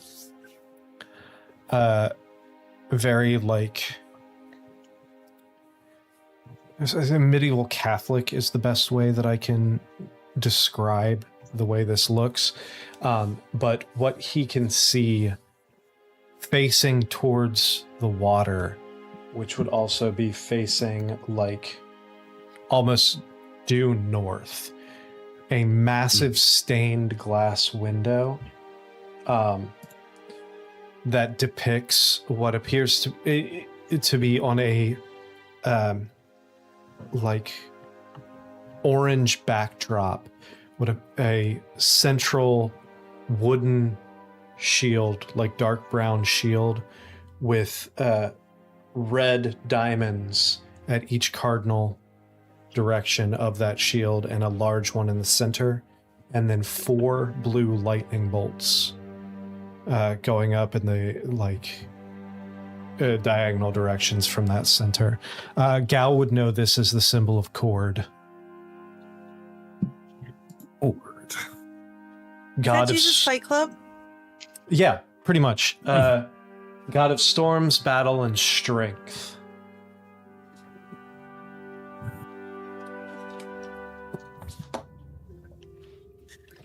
I would assume that Gal would be very interested in, if nothing else, getting in some more prayer and meditation, given that we narrowly survived a boat encounter. And as that was it. That was it. All right. As you all pull in, it takes about another hour or so. The sun is almost completely gone by the time you all pull into the dock, tie up, and the plank is dropped and you're able to go to shore. Oh, we don't just like Jack Sparrow step off the mast as it says. Not quite. Although I'm pretty sure that's what happened to our boat when I joined Emery's campaign at the beginning. After we 100%. After we fought a Kraken. Put you through. Yeah. I totally put you through that. Yeah. Fun note, everyone. My first battle in D&D was fighting a Kraken, and I got the killing blow on it. So there's that. I've spoiled him ever since. But yeah, the boat is tied up and you're able to go ashore if you would like, or you can rest for the night and on the ship. It's up to you. Definitely going ashore. Yeah, I need a bed, a real bed. As you go on shore, like I said, it's a very small town. There's one main thoroughfare that runs almost, we'll say, it's more or less west to east towards the. In the mesh, we call that a B&B. A B&B. A bed in a bucket. Oh, no. I'll put a screenshot of the map in the player stream chat. God damn it, I fucking hate you so much. I just saw the general. What? I hate you so much. All right, where's the player the fan chat? Yes. Player stream chat, there it is. All right.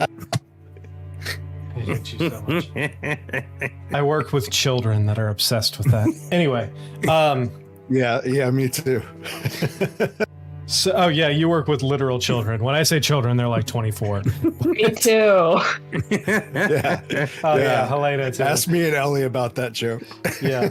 All right. So that's your basic map. You have one main thoroughfare that runs from the western edge and then out of town on the like northeastern side, and then a few side streets that kind of weave between these maybe 100 buildings in this town. Everybody out there, sign up for our Discord for free and know what we're talking about. Yeah. And see this map right now. So, are you looking for like an inn or a tavern or something? Yeah. All right. So there is 2 taverns that you can find here. One would be a place called the Wayward Vermin, which is kind of near the center of town, and the captain described it to you as kind of like a little hole in the wall kind of dive bar. Or there is the Oak and Elm, which is more of just like an inn itself. It does have a small tavern, but it's more, whereas the Wayward Vermin is more of a bar, and you might be able to get a room there. The Oak and Elm is a tavern, is an inn. It is mostly just rooms. You'll be lucky if you find ale there. I'm looking for the inn.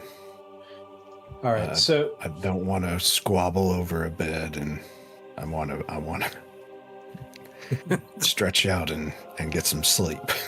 heading to the Oak and Elm, which is kind of if you go in, it's the close to the front, or the front. It's like pretty much close to the center of town itself. It is, you walk in there and you find this, I guess it would kind of be middle-aged for a gnome at about 185-ish years. This what appears to be a non-binary gnome with very long violet hair that is beginning to thin, and aqua eyes and deep black skin, standing at a tall 2'11", with a Don't let Insada near him. wide build. And as you walk up, they kind of look at you, look up at you, Duluth. And they're like, "Oh God, welcome. Are you looking for a room? Yes, thank you. All right. Is it just you, or did everybody come with you? That's up to them. I'll go with Duluth. Doc, I'm gonna sleep on the ship. you're sleeping on the ship, right? Yeah. Wait, Yeah, where are the I bards? gotta go to the end. Bards that are on there, where are they sleeping for the night? Are they sleeping on the ship or are they sleeping on shore? Oh, the bards absolutely went to the inn. All right, I'll They go to were- the inn too. They were off the ship the second that it docked and headed towards the end. You hanging out with other bards? Yeah, you trying to ditch us? So there seems to be a few of you. How many rooms were you looking for? Were you each looking for your own room, or are you pairing up? We do have a few with 2 beds, a few with 3. Depends on what you want to do. Well, We can do a 3-bed for the girlies. Yeah, sleepover. Unless Raya doesn't want to sleep with us since she wanted to hang out with the bards. Yeah. I just want to make sure they're not going to rifle through our shit. Likely those guys. story. All right, fine. All right, so 3 Well, what bedroom. would be your rates? Well, depends on what you're looking for. I mean, we do have some single beds that are more of a smaller, compact. Words are hard for me tonight. More of a smaller, compact lodging. It would be fine for yourself and maybe the miss over here, but this larger dragonborn gentleman, I'd be a little tough to fit in there. Those more what I call the halfling rooms would run you about 5 silver a night.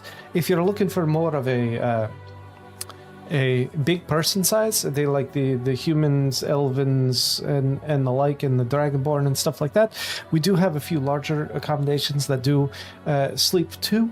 Those run for 1 gold a piece. Night, I'm sorry.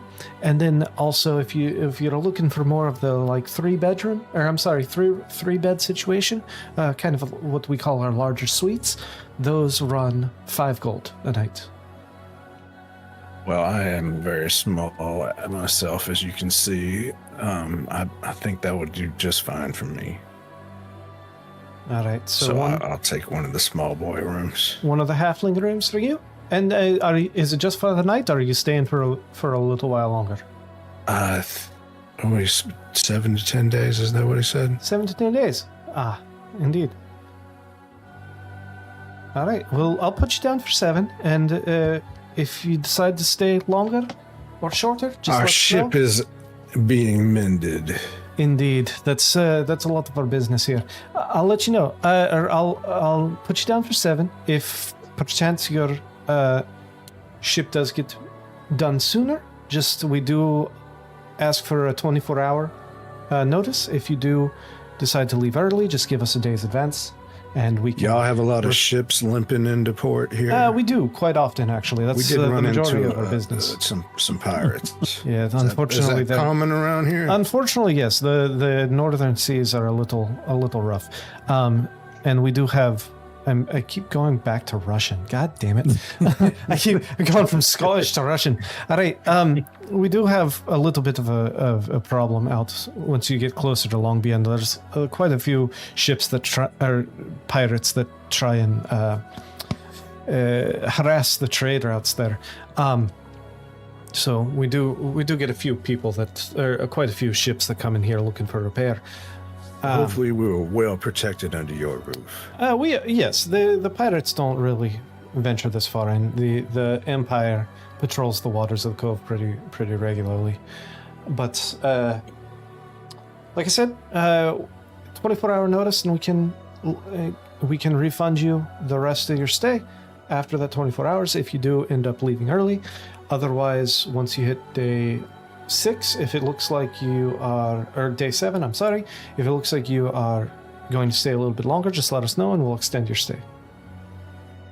So given the rates, I think I'm going to take one of the halfling rooms, and then we should do 2 doubles, unless Gao doesn't want to bunk with Doc. All right. How much for the largest room you have? That would be the 5 gold a night. I'll take that one. All right. All right, and all right, and so it takes your payment. So that would be for the 2 halfling rooms. That would be a total of 7 gold for the 1. 7 days. Yeah, 7 gold for because it was 5 silver per room per day, so 7 gold for the 2 of you, and Is then there a graveyard here in town? Because I bet Gal would go sleep in that. for He's got Doc. room to talk if he wants it. Doc and Gal, that was 5 gold per day, so that's 35 gold. And then for Helena and Masada is another 7 gold. So 35, 42, 49 gold total for 7 days. Is there a job board in town? Job board? What? I mean, there's not necessarily a job board, but I'm sure if you head down to the tavern, the whatever the fuck I called it a minute ago, something about a Something vermin? Wayward vermin. Wayward vermin. Yeah, if you head down to the Wayward Vermin, I'm sure you'll be able to find somebody who needs something done. But as for a job board now, we don't typically. It's a pretty small place. Majority of the work you're going to find is going to be just menial labor out, helping out the shipwrights, repairing vessels, mending nets, and the like. Let me ask, where were y'all headed before your ship got attacked? We're around the coast a bit further. Around the coast? Hofsasel? Hofsasel. Yeah, oh, yes. That's a pretty place. Right on the lake. It's I'm assuming you were heading up to head in the Shui River and take a little bit of a walk across the town or across the land. But Aye. Shui? Picking up his accent. aye. Aye. Hofsasel. I was there in my youth for a Oh, what are you now? Aye, I spent a few summers, a few seasons out there in Hofsasel. The Louvre's starting to mirror. Oh, I'm sure it was great. Aye, it was great. I don't know who Hoff is, but why they named the place after his asshole is. Let me tell you unknown about to the me. great Hoff. Hofsasel. What? Let me tell you about our deity, the great Hoff.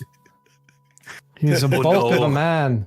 Oh He no! liked to run across the beach in a tiny little speedo. No? Okay, anyway. Jesus. Saving lives every chance he got. You And see for it, some Elsie. reason, every time he moved across that beach, it was like someone cast slow on him. Was he huge in Zemnia? He was huge. Now we're crossing all the streams. Oh, it's coming over here now. Some people stand in the darkness. Oh, Jesus Christ. Oh my gosh. Oh, that's it. All right. But yeah, I think you'll like it up there. It gets a little cold in the winter, but Hofsasel is a beautiful place. Yeah, are you? They kind of lean in a little bit. Are you on sharing a ship with that group of like 7 minstrels? Oh boy. Indeed. Yeah. I expect them to help if any of those pirates show up. I was going to say they seem a little. I mean, they're a little. How should I say this? A little big city for out here. They don't. They don't really seem like they're the outdoorsy type. On their way to a show, I understand. Ah. Well. I hopefully they'll keep their noise level down, especially when people are trying to sleep. This town gets a little quiet after around dusk. Not a lot to do. I mean, the tavern's always open, and there's always a few locals there. But all in all, pretty quiet town. So I don't think they're known for their bangers. fair enough. More epic harp. Epic harp solos. Are you trying to call them an opening act? No, I mean, I'm sure that. Are they around? No. Oh, did you? You don't see them. I'm hoping to garner something from these guys. No, they're more of high society, Yuppies. intermission-y type shows, you know. That's not the vibe I got from them, but I don't think noise is going to be the problem. No. yeah, it's seem not quite the vibe I got from them, but we'll see. I guess. Hopefully they'll more or less keep things down a little bit, but while they're here, anyway. Keep it southern. I know. I'm He's all over the mirroring place. Duluth now. Yeah, Where is this person It's from? going back and forth. I got to get back in my accent. All right. Well, It's a port town. They've heard it all. exactly. It's If like you need anything, my name is Dromia, and please feel free. I'm here pretty much all the time. If you hold on one second here.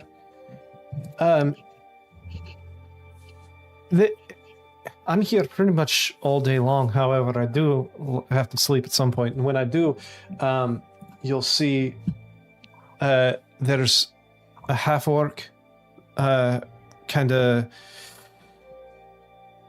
pale brown skin. You'll see him kind of come in. That's Trogrud. He runs everything at night. Well, he's kind of my second shift, and he'll take care of you if you need anything while I'm sleeping. Thank you, sir. All right. Well, your rooms are right down that hall. And I'll go take full advantage of that room now. Thank you. Fantastic. Your rooms are right down the hall, and if you need anything else, the town's that way. I'll let you know if you need to know where anything is. Just let me know, and I'll point you in the right direction.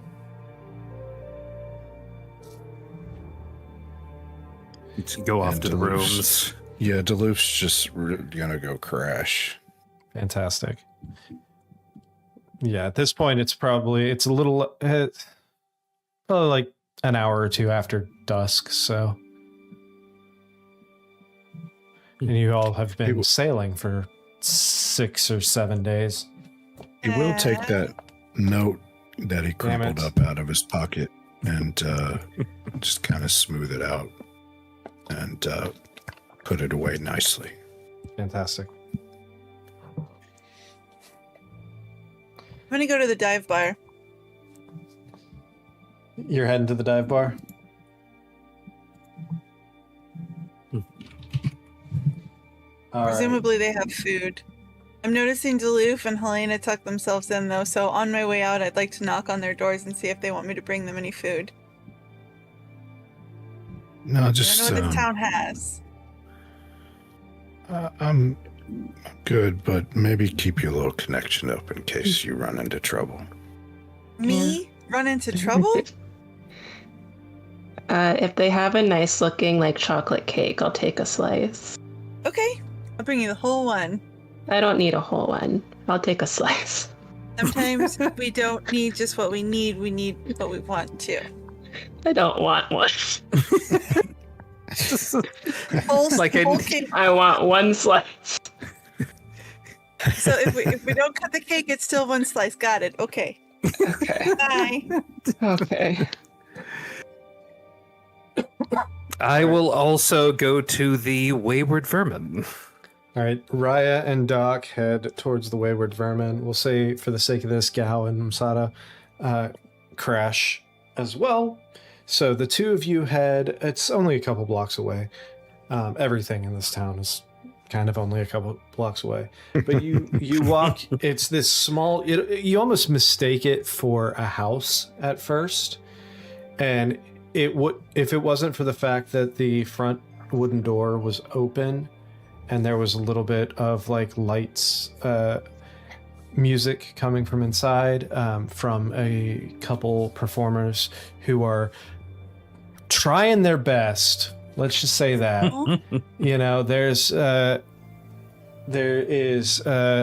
one individual on a violin, on like a fiddle, and another on a lute, and it's like going to a middle school orchestra concert, you know? Oh. Like they're doing their best. They're trying hard, but it's definitely about the best entertainment that this town usually sees. Yeah, that tracks.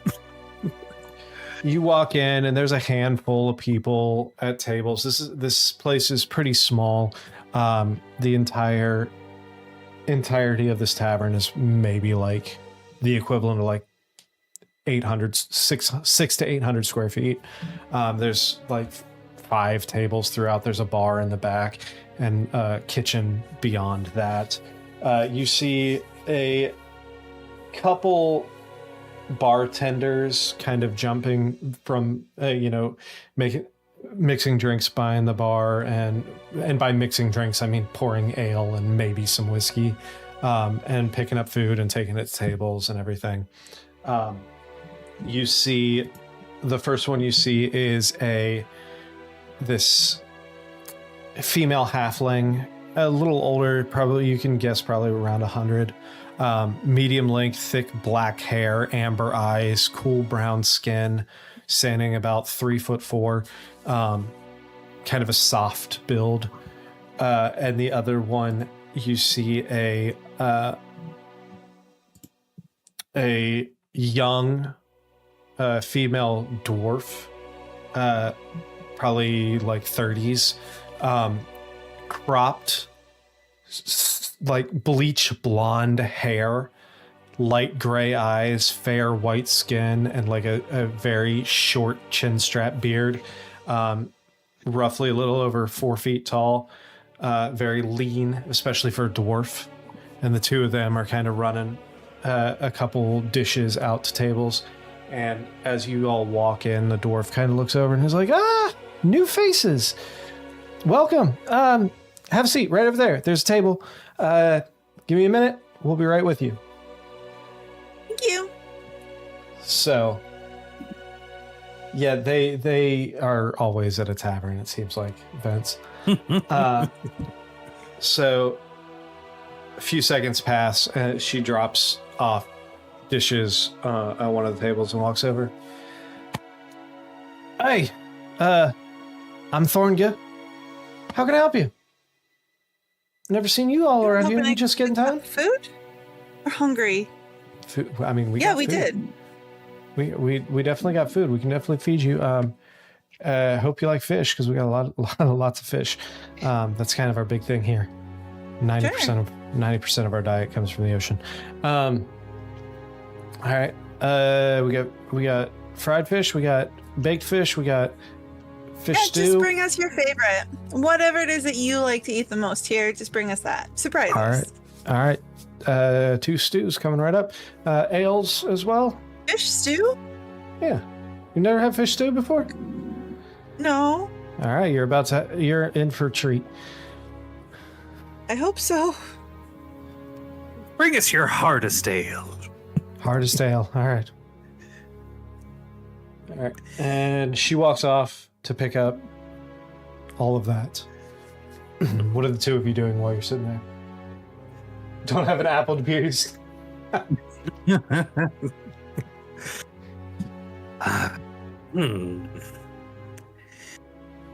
I don't know if it's just me, but did you maybe get something a little off about that band's vibe? They were just very, very, like I know that people talk about me and say that I don't understand personal space or social norms, but I feel like they were worse than me. They're very nosy. Indeed. I wonder what their deal is. They seemed friendly. They seemed like they want something from Duluth. I mean, who doesn't want something from Duluth? Hmm. Have you ever been to one of his shows? Well, there was that one time. See? You know, that town that we were at when we first kind of met each other. Like it. And you were so inspired that you wanted to hang out with him for months after.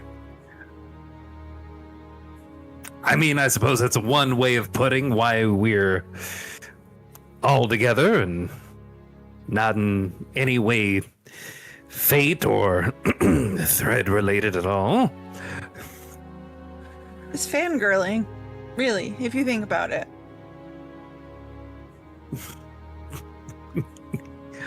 A few minutes You know, later, like as you guys are having this conversation, the dwarf comes back and throws down a couple dark, almost black ales in mugs in front of you, and then 2 bowls. is this the stew? No, honey, that's the ale. Here's the stew, and, and Okay. sets down this bowl, and you see like this. You get this aroma of like onion and garlic, with a little bit of an herby kind of note in there. You see this like kind of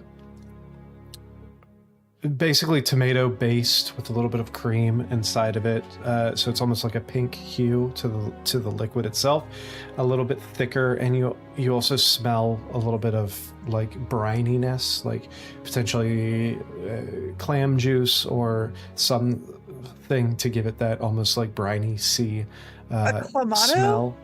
Kind of. And then you see chunks of whitefish. I regret very much being hungry right now. You see chunks of like a whitefish in the broth itself, with also chunks of like you do see chunks of like the onion and tomato and everything in there as well. Did Now we just that go to? smells delicious. I thought we were playing Duel of the Fates for a second with that. Oh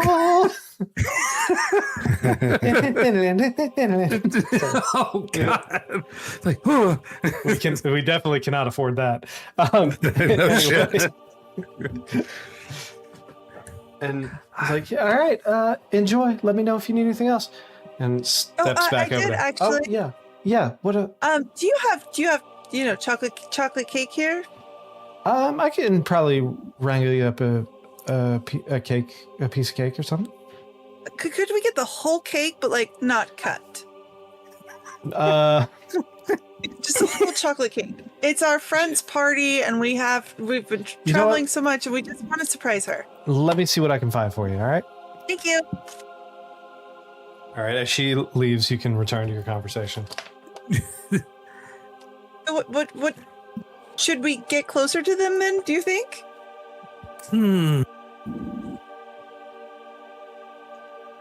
If only for now. At least until they play their hand. I think they're playing a band though, Doc, not a hand. You say tomato, and I say potato. Speaking of tomato, Oh, you're not a fan? Do you not like tomatoes? it's not the tomato, it's the clam chunks in it. You did order mean, fish stew. It's like on a scale of 1 to straight up chowder. Like I was about to ask, what are we dealing with? I mean, it's pretty close to a chowder. Yeah. It even dropped the R off of it. Like I actually heard him pouring it into the bowl. It was, You can hear just like the plops when it goes in. yeah, it sounds like vomit. You don't know what you're talking about. You get yourself a good chowder. Okay, I'm gonna try it. How good on a scale of 1 to 20 is it, Nick? I mean, that's going to be you gonna roll? 100% up to your taste buds. This is Go ahead. Constitution Does- saving throw. No. Does Raya enjoy seafood? Yes. Then it's pretty good. I mean, it's well balanced. It's very flavorful. It's seasoned correctly with just maybe a little heavy on the garlic, but that isn't necessarily a bad thing. With the main notes of the tomato and the whitefish, almost like a cod, kind of holding and soaking the broth in, almost doing the work of like a potato in a stew. Is there crusty bread? Yeah, absolutely. But all in all, it's very well balanced. The acidity of the tomato kind of balances with whatever cream that they used, as well as the fish itself, just kind of blends everything together and with just the right amount it's not of milk. seasoning. Very possible. Nick would really like you to order some wine. So Well, we have this God damn it. chewy beer product. I'm already Honest- beer. nerding out over fish stew, so I don't think we need to go that far. Do they have a Fauntleroy original? oh boy. Doc, we're not really on a schedule here. We're just on a adventure, right? Do you think maybe we could stay a day in Hofsasel and watch our new friends do their show? They did invite us. They didn't they? I mean, technically they invited Duluth. You guys were not present for that conversation, but We did invite ourselves. And we're very good at inviting ourselves. Yeah. Inviting yourself is called buying a ticket. I'm pretty sure it's a live show. Everyone is invited. I'm sure a little entertainment wouldn't hurt. I mean, we do have 10 days. No, we have 10 days here. 7 to 10 days here. They're not, as far as I know, performing here. Oh, if they're bards, they won't waste the opportunity to spread their name. Desperate that they are for attention, and that is the bard way, from what I've heard. And what about you? What do you think we should be doing here? Do you think we should be going and helping with the boat to get it on the sea quicker? Or do you think we should explore the town? Or what's your thoughts? Well, I know I haven't been here before. I think it would be worth getting to know this place. If there's a site or two, it could be worth looking into. I'm sure Gao might be interested in looking into a holy site, and maybe last one time of us. we went to... Go ahead. I was going to say maybe one of us could convince him that going with some company might be good for him. Last time he went to the Temple of Cord, he told us about the Jesus Fight Club, so we might be able to do like a betting thing. Perhaps. There's always a possibility. I'm glad you found that town, Scott. Yeah. Next stop. Join the Discord if you want to know what we're talking about. Join our Discord. It's free to join. Check the link in the description below. It's I mean, as many days as we have, there's a lot of things we could get into. What Although- are the people near us doing? They're just talking. They're watching the show. Yeah. There's a few people. The Is there handful of anybody else eating fish stew? Yeah, actually, the fish stew, you see the majority of the people here are eating the fish stew. But most of the people you see are actively trying not to listen to the performance. Oh, They are Like, not to the point of being rude so much as it's just like, oh my God, I really wish they would stop playing. This is painful. They're cringing. Yeah. It's like, but there's only a handful of people in here right now because it is late. And the ones that are finishing up their food and just having like quiet conversations at their tables.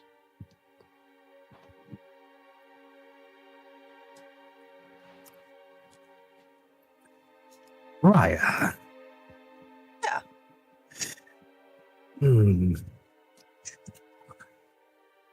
on our journey so far, it seems that we've had something of, between all of us, a difficulty coordinating our efforts, no matter what they may be. And it seems to me that everyone looks to you. Me? Are you surprised? You gotta look down, I guess. It's like you are, without a doubt, the most personable and the most reasonable of all of us. You say that, but half the combats we got into was from me talking. And all of those combats we would not have, I dare say, survived if not for your quick thinking and your being You able want to. something? No. Or at least not yet. All I'm saying is that when it Are you comes... hitting on me? I think you're a little old for me, Doc. I mean, like, I know that we're about the same age in years, but halflings live longer and I'm much younger than you in spirit. Now, hold on just a moment here. But don't you have Gertrude to think about? Okay, first of all, Gertrude, who I've only just recently told you about, and I haven't seen her in I don't even know how long. You can't just step out on a girl and eat fish stew with somebody else. There Doc's is doing her dirty. nothing untoward. There is nothing untoward about two compatriots eating fish stew together. And we're compatriots. We're co-workers. I wouldn't want anything other than you being very good at stabbing people. So you don't think I'm pretty? And now you've turned this around. This is not in any way me making a slight is to your appearance. You are a very attractive halfling. I'm gonna have to tell Gertrude you said that. This feels like entrapment. What I'm trying to say is that I value how capable you are. Thank you. I value how you are. I'm not sure I like the way you said that, but I'll take it.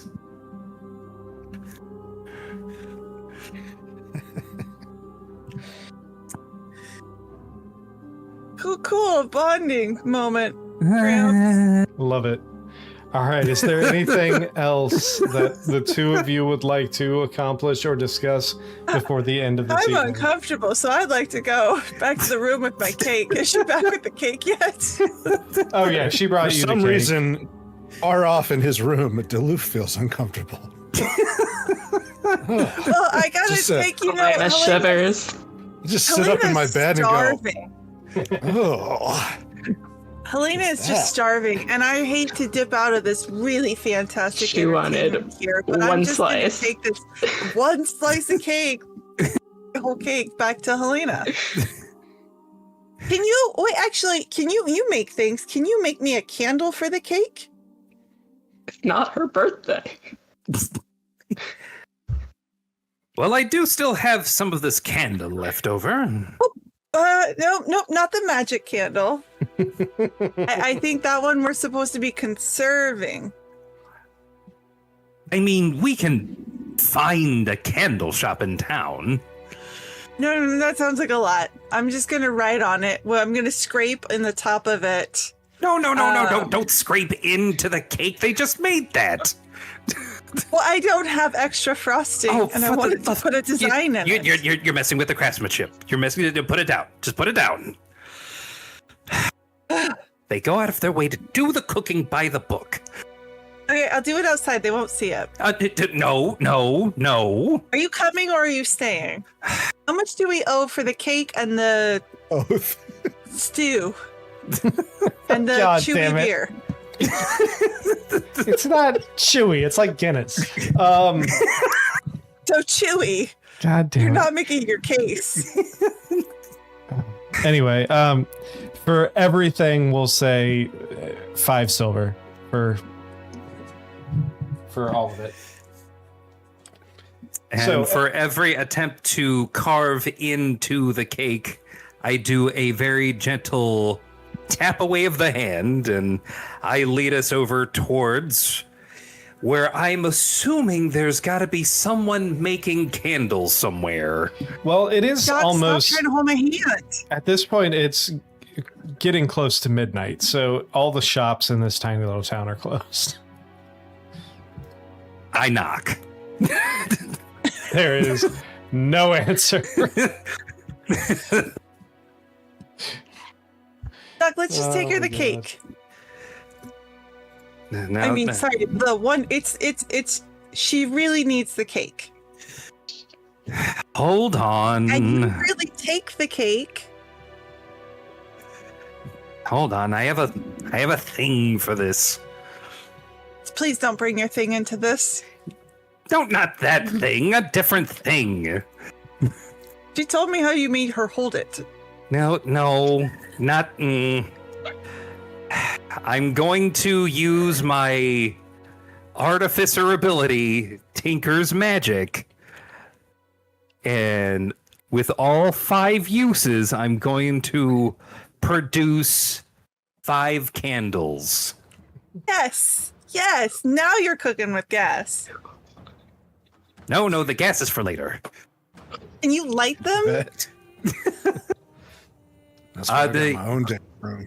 I wait to light them until we bring it to Helena's room. Oh wait, we knock on the door. And then I light the candles. On my door, you knock? Yeah, your door. How, I creak it open. How can I help you? Brought you a cake. I asked for 1 slice. It is not sliced. It is 1 slice. What do you You don't have a expect me to? spoon though. You'll have to use your fingers. What do you expect me to do with a whole cake? I'm 1 person. Would do you want some? I'm going. Oh, I'm going eat it. to. I had fish stew. I'm going to whisper to Helena. Just cut 1 piece and then give some to other people. It's fine. The other people don't want it, apparently. I'm other people. Do you want some? I asked some and you ignored me. I just like I will have some later and save them. I did like we did just have fish stew. It's gonna get a crusty layer on it if you don't eat it now. It's not going to get a crusty layer. Yes, it's it will. fine. I We have gotta manhandle it too. Like we gotta grasp at it. I have elementalism. I can keep it moist magically. I don't think it works that way. Phrasing? There's only one way to find out. With science? You're gonna spurt it with water instead of the sugar water that you're supposed to use. What is happening? I've been struggling to find short clips for shorts. I think I got some. Why does it have candles on it? Because it's for you. What did I do to deserve candles? You know, you light up the world. This lights up your world. Just I don't eat think your I do. fucking cake. Oh my god. Fine, thanks. Jeez. Tina, I eat your feel ham. like this is Damn it, Tina, eat your food. I feel like the kid from Matilda. It's like this need not escalate to such unnecessary intensity. It's cake. It's sugar. It's fun. It's fine. I reach out and just grab like a handful of cake and bite into it. Is it good? I don't know. Is it actually a good cake? Do they put together a good cake? I mean, Or is it it's like sawdust? It's a like little- clams. It's got clams in it. Oh no! Chunks of clam in it. What kind of cake did you order me? Oh my god. Chocolate. We said Chocolate. Chocolate. I ordered you a chocolate cake. Why has it got clams? We said cake. Why did my stew have clams? They must have heard clam bake when we said cake. I don't know how. They got the frosting right though.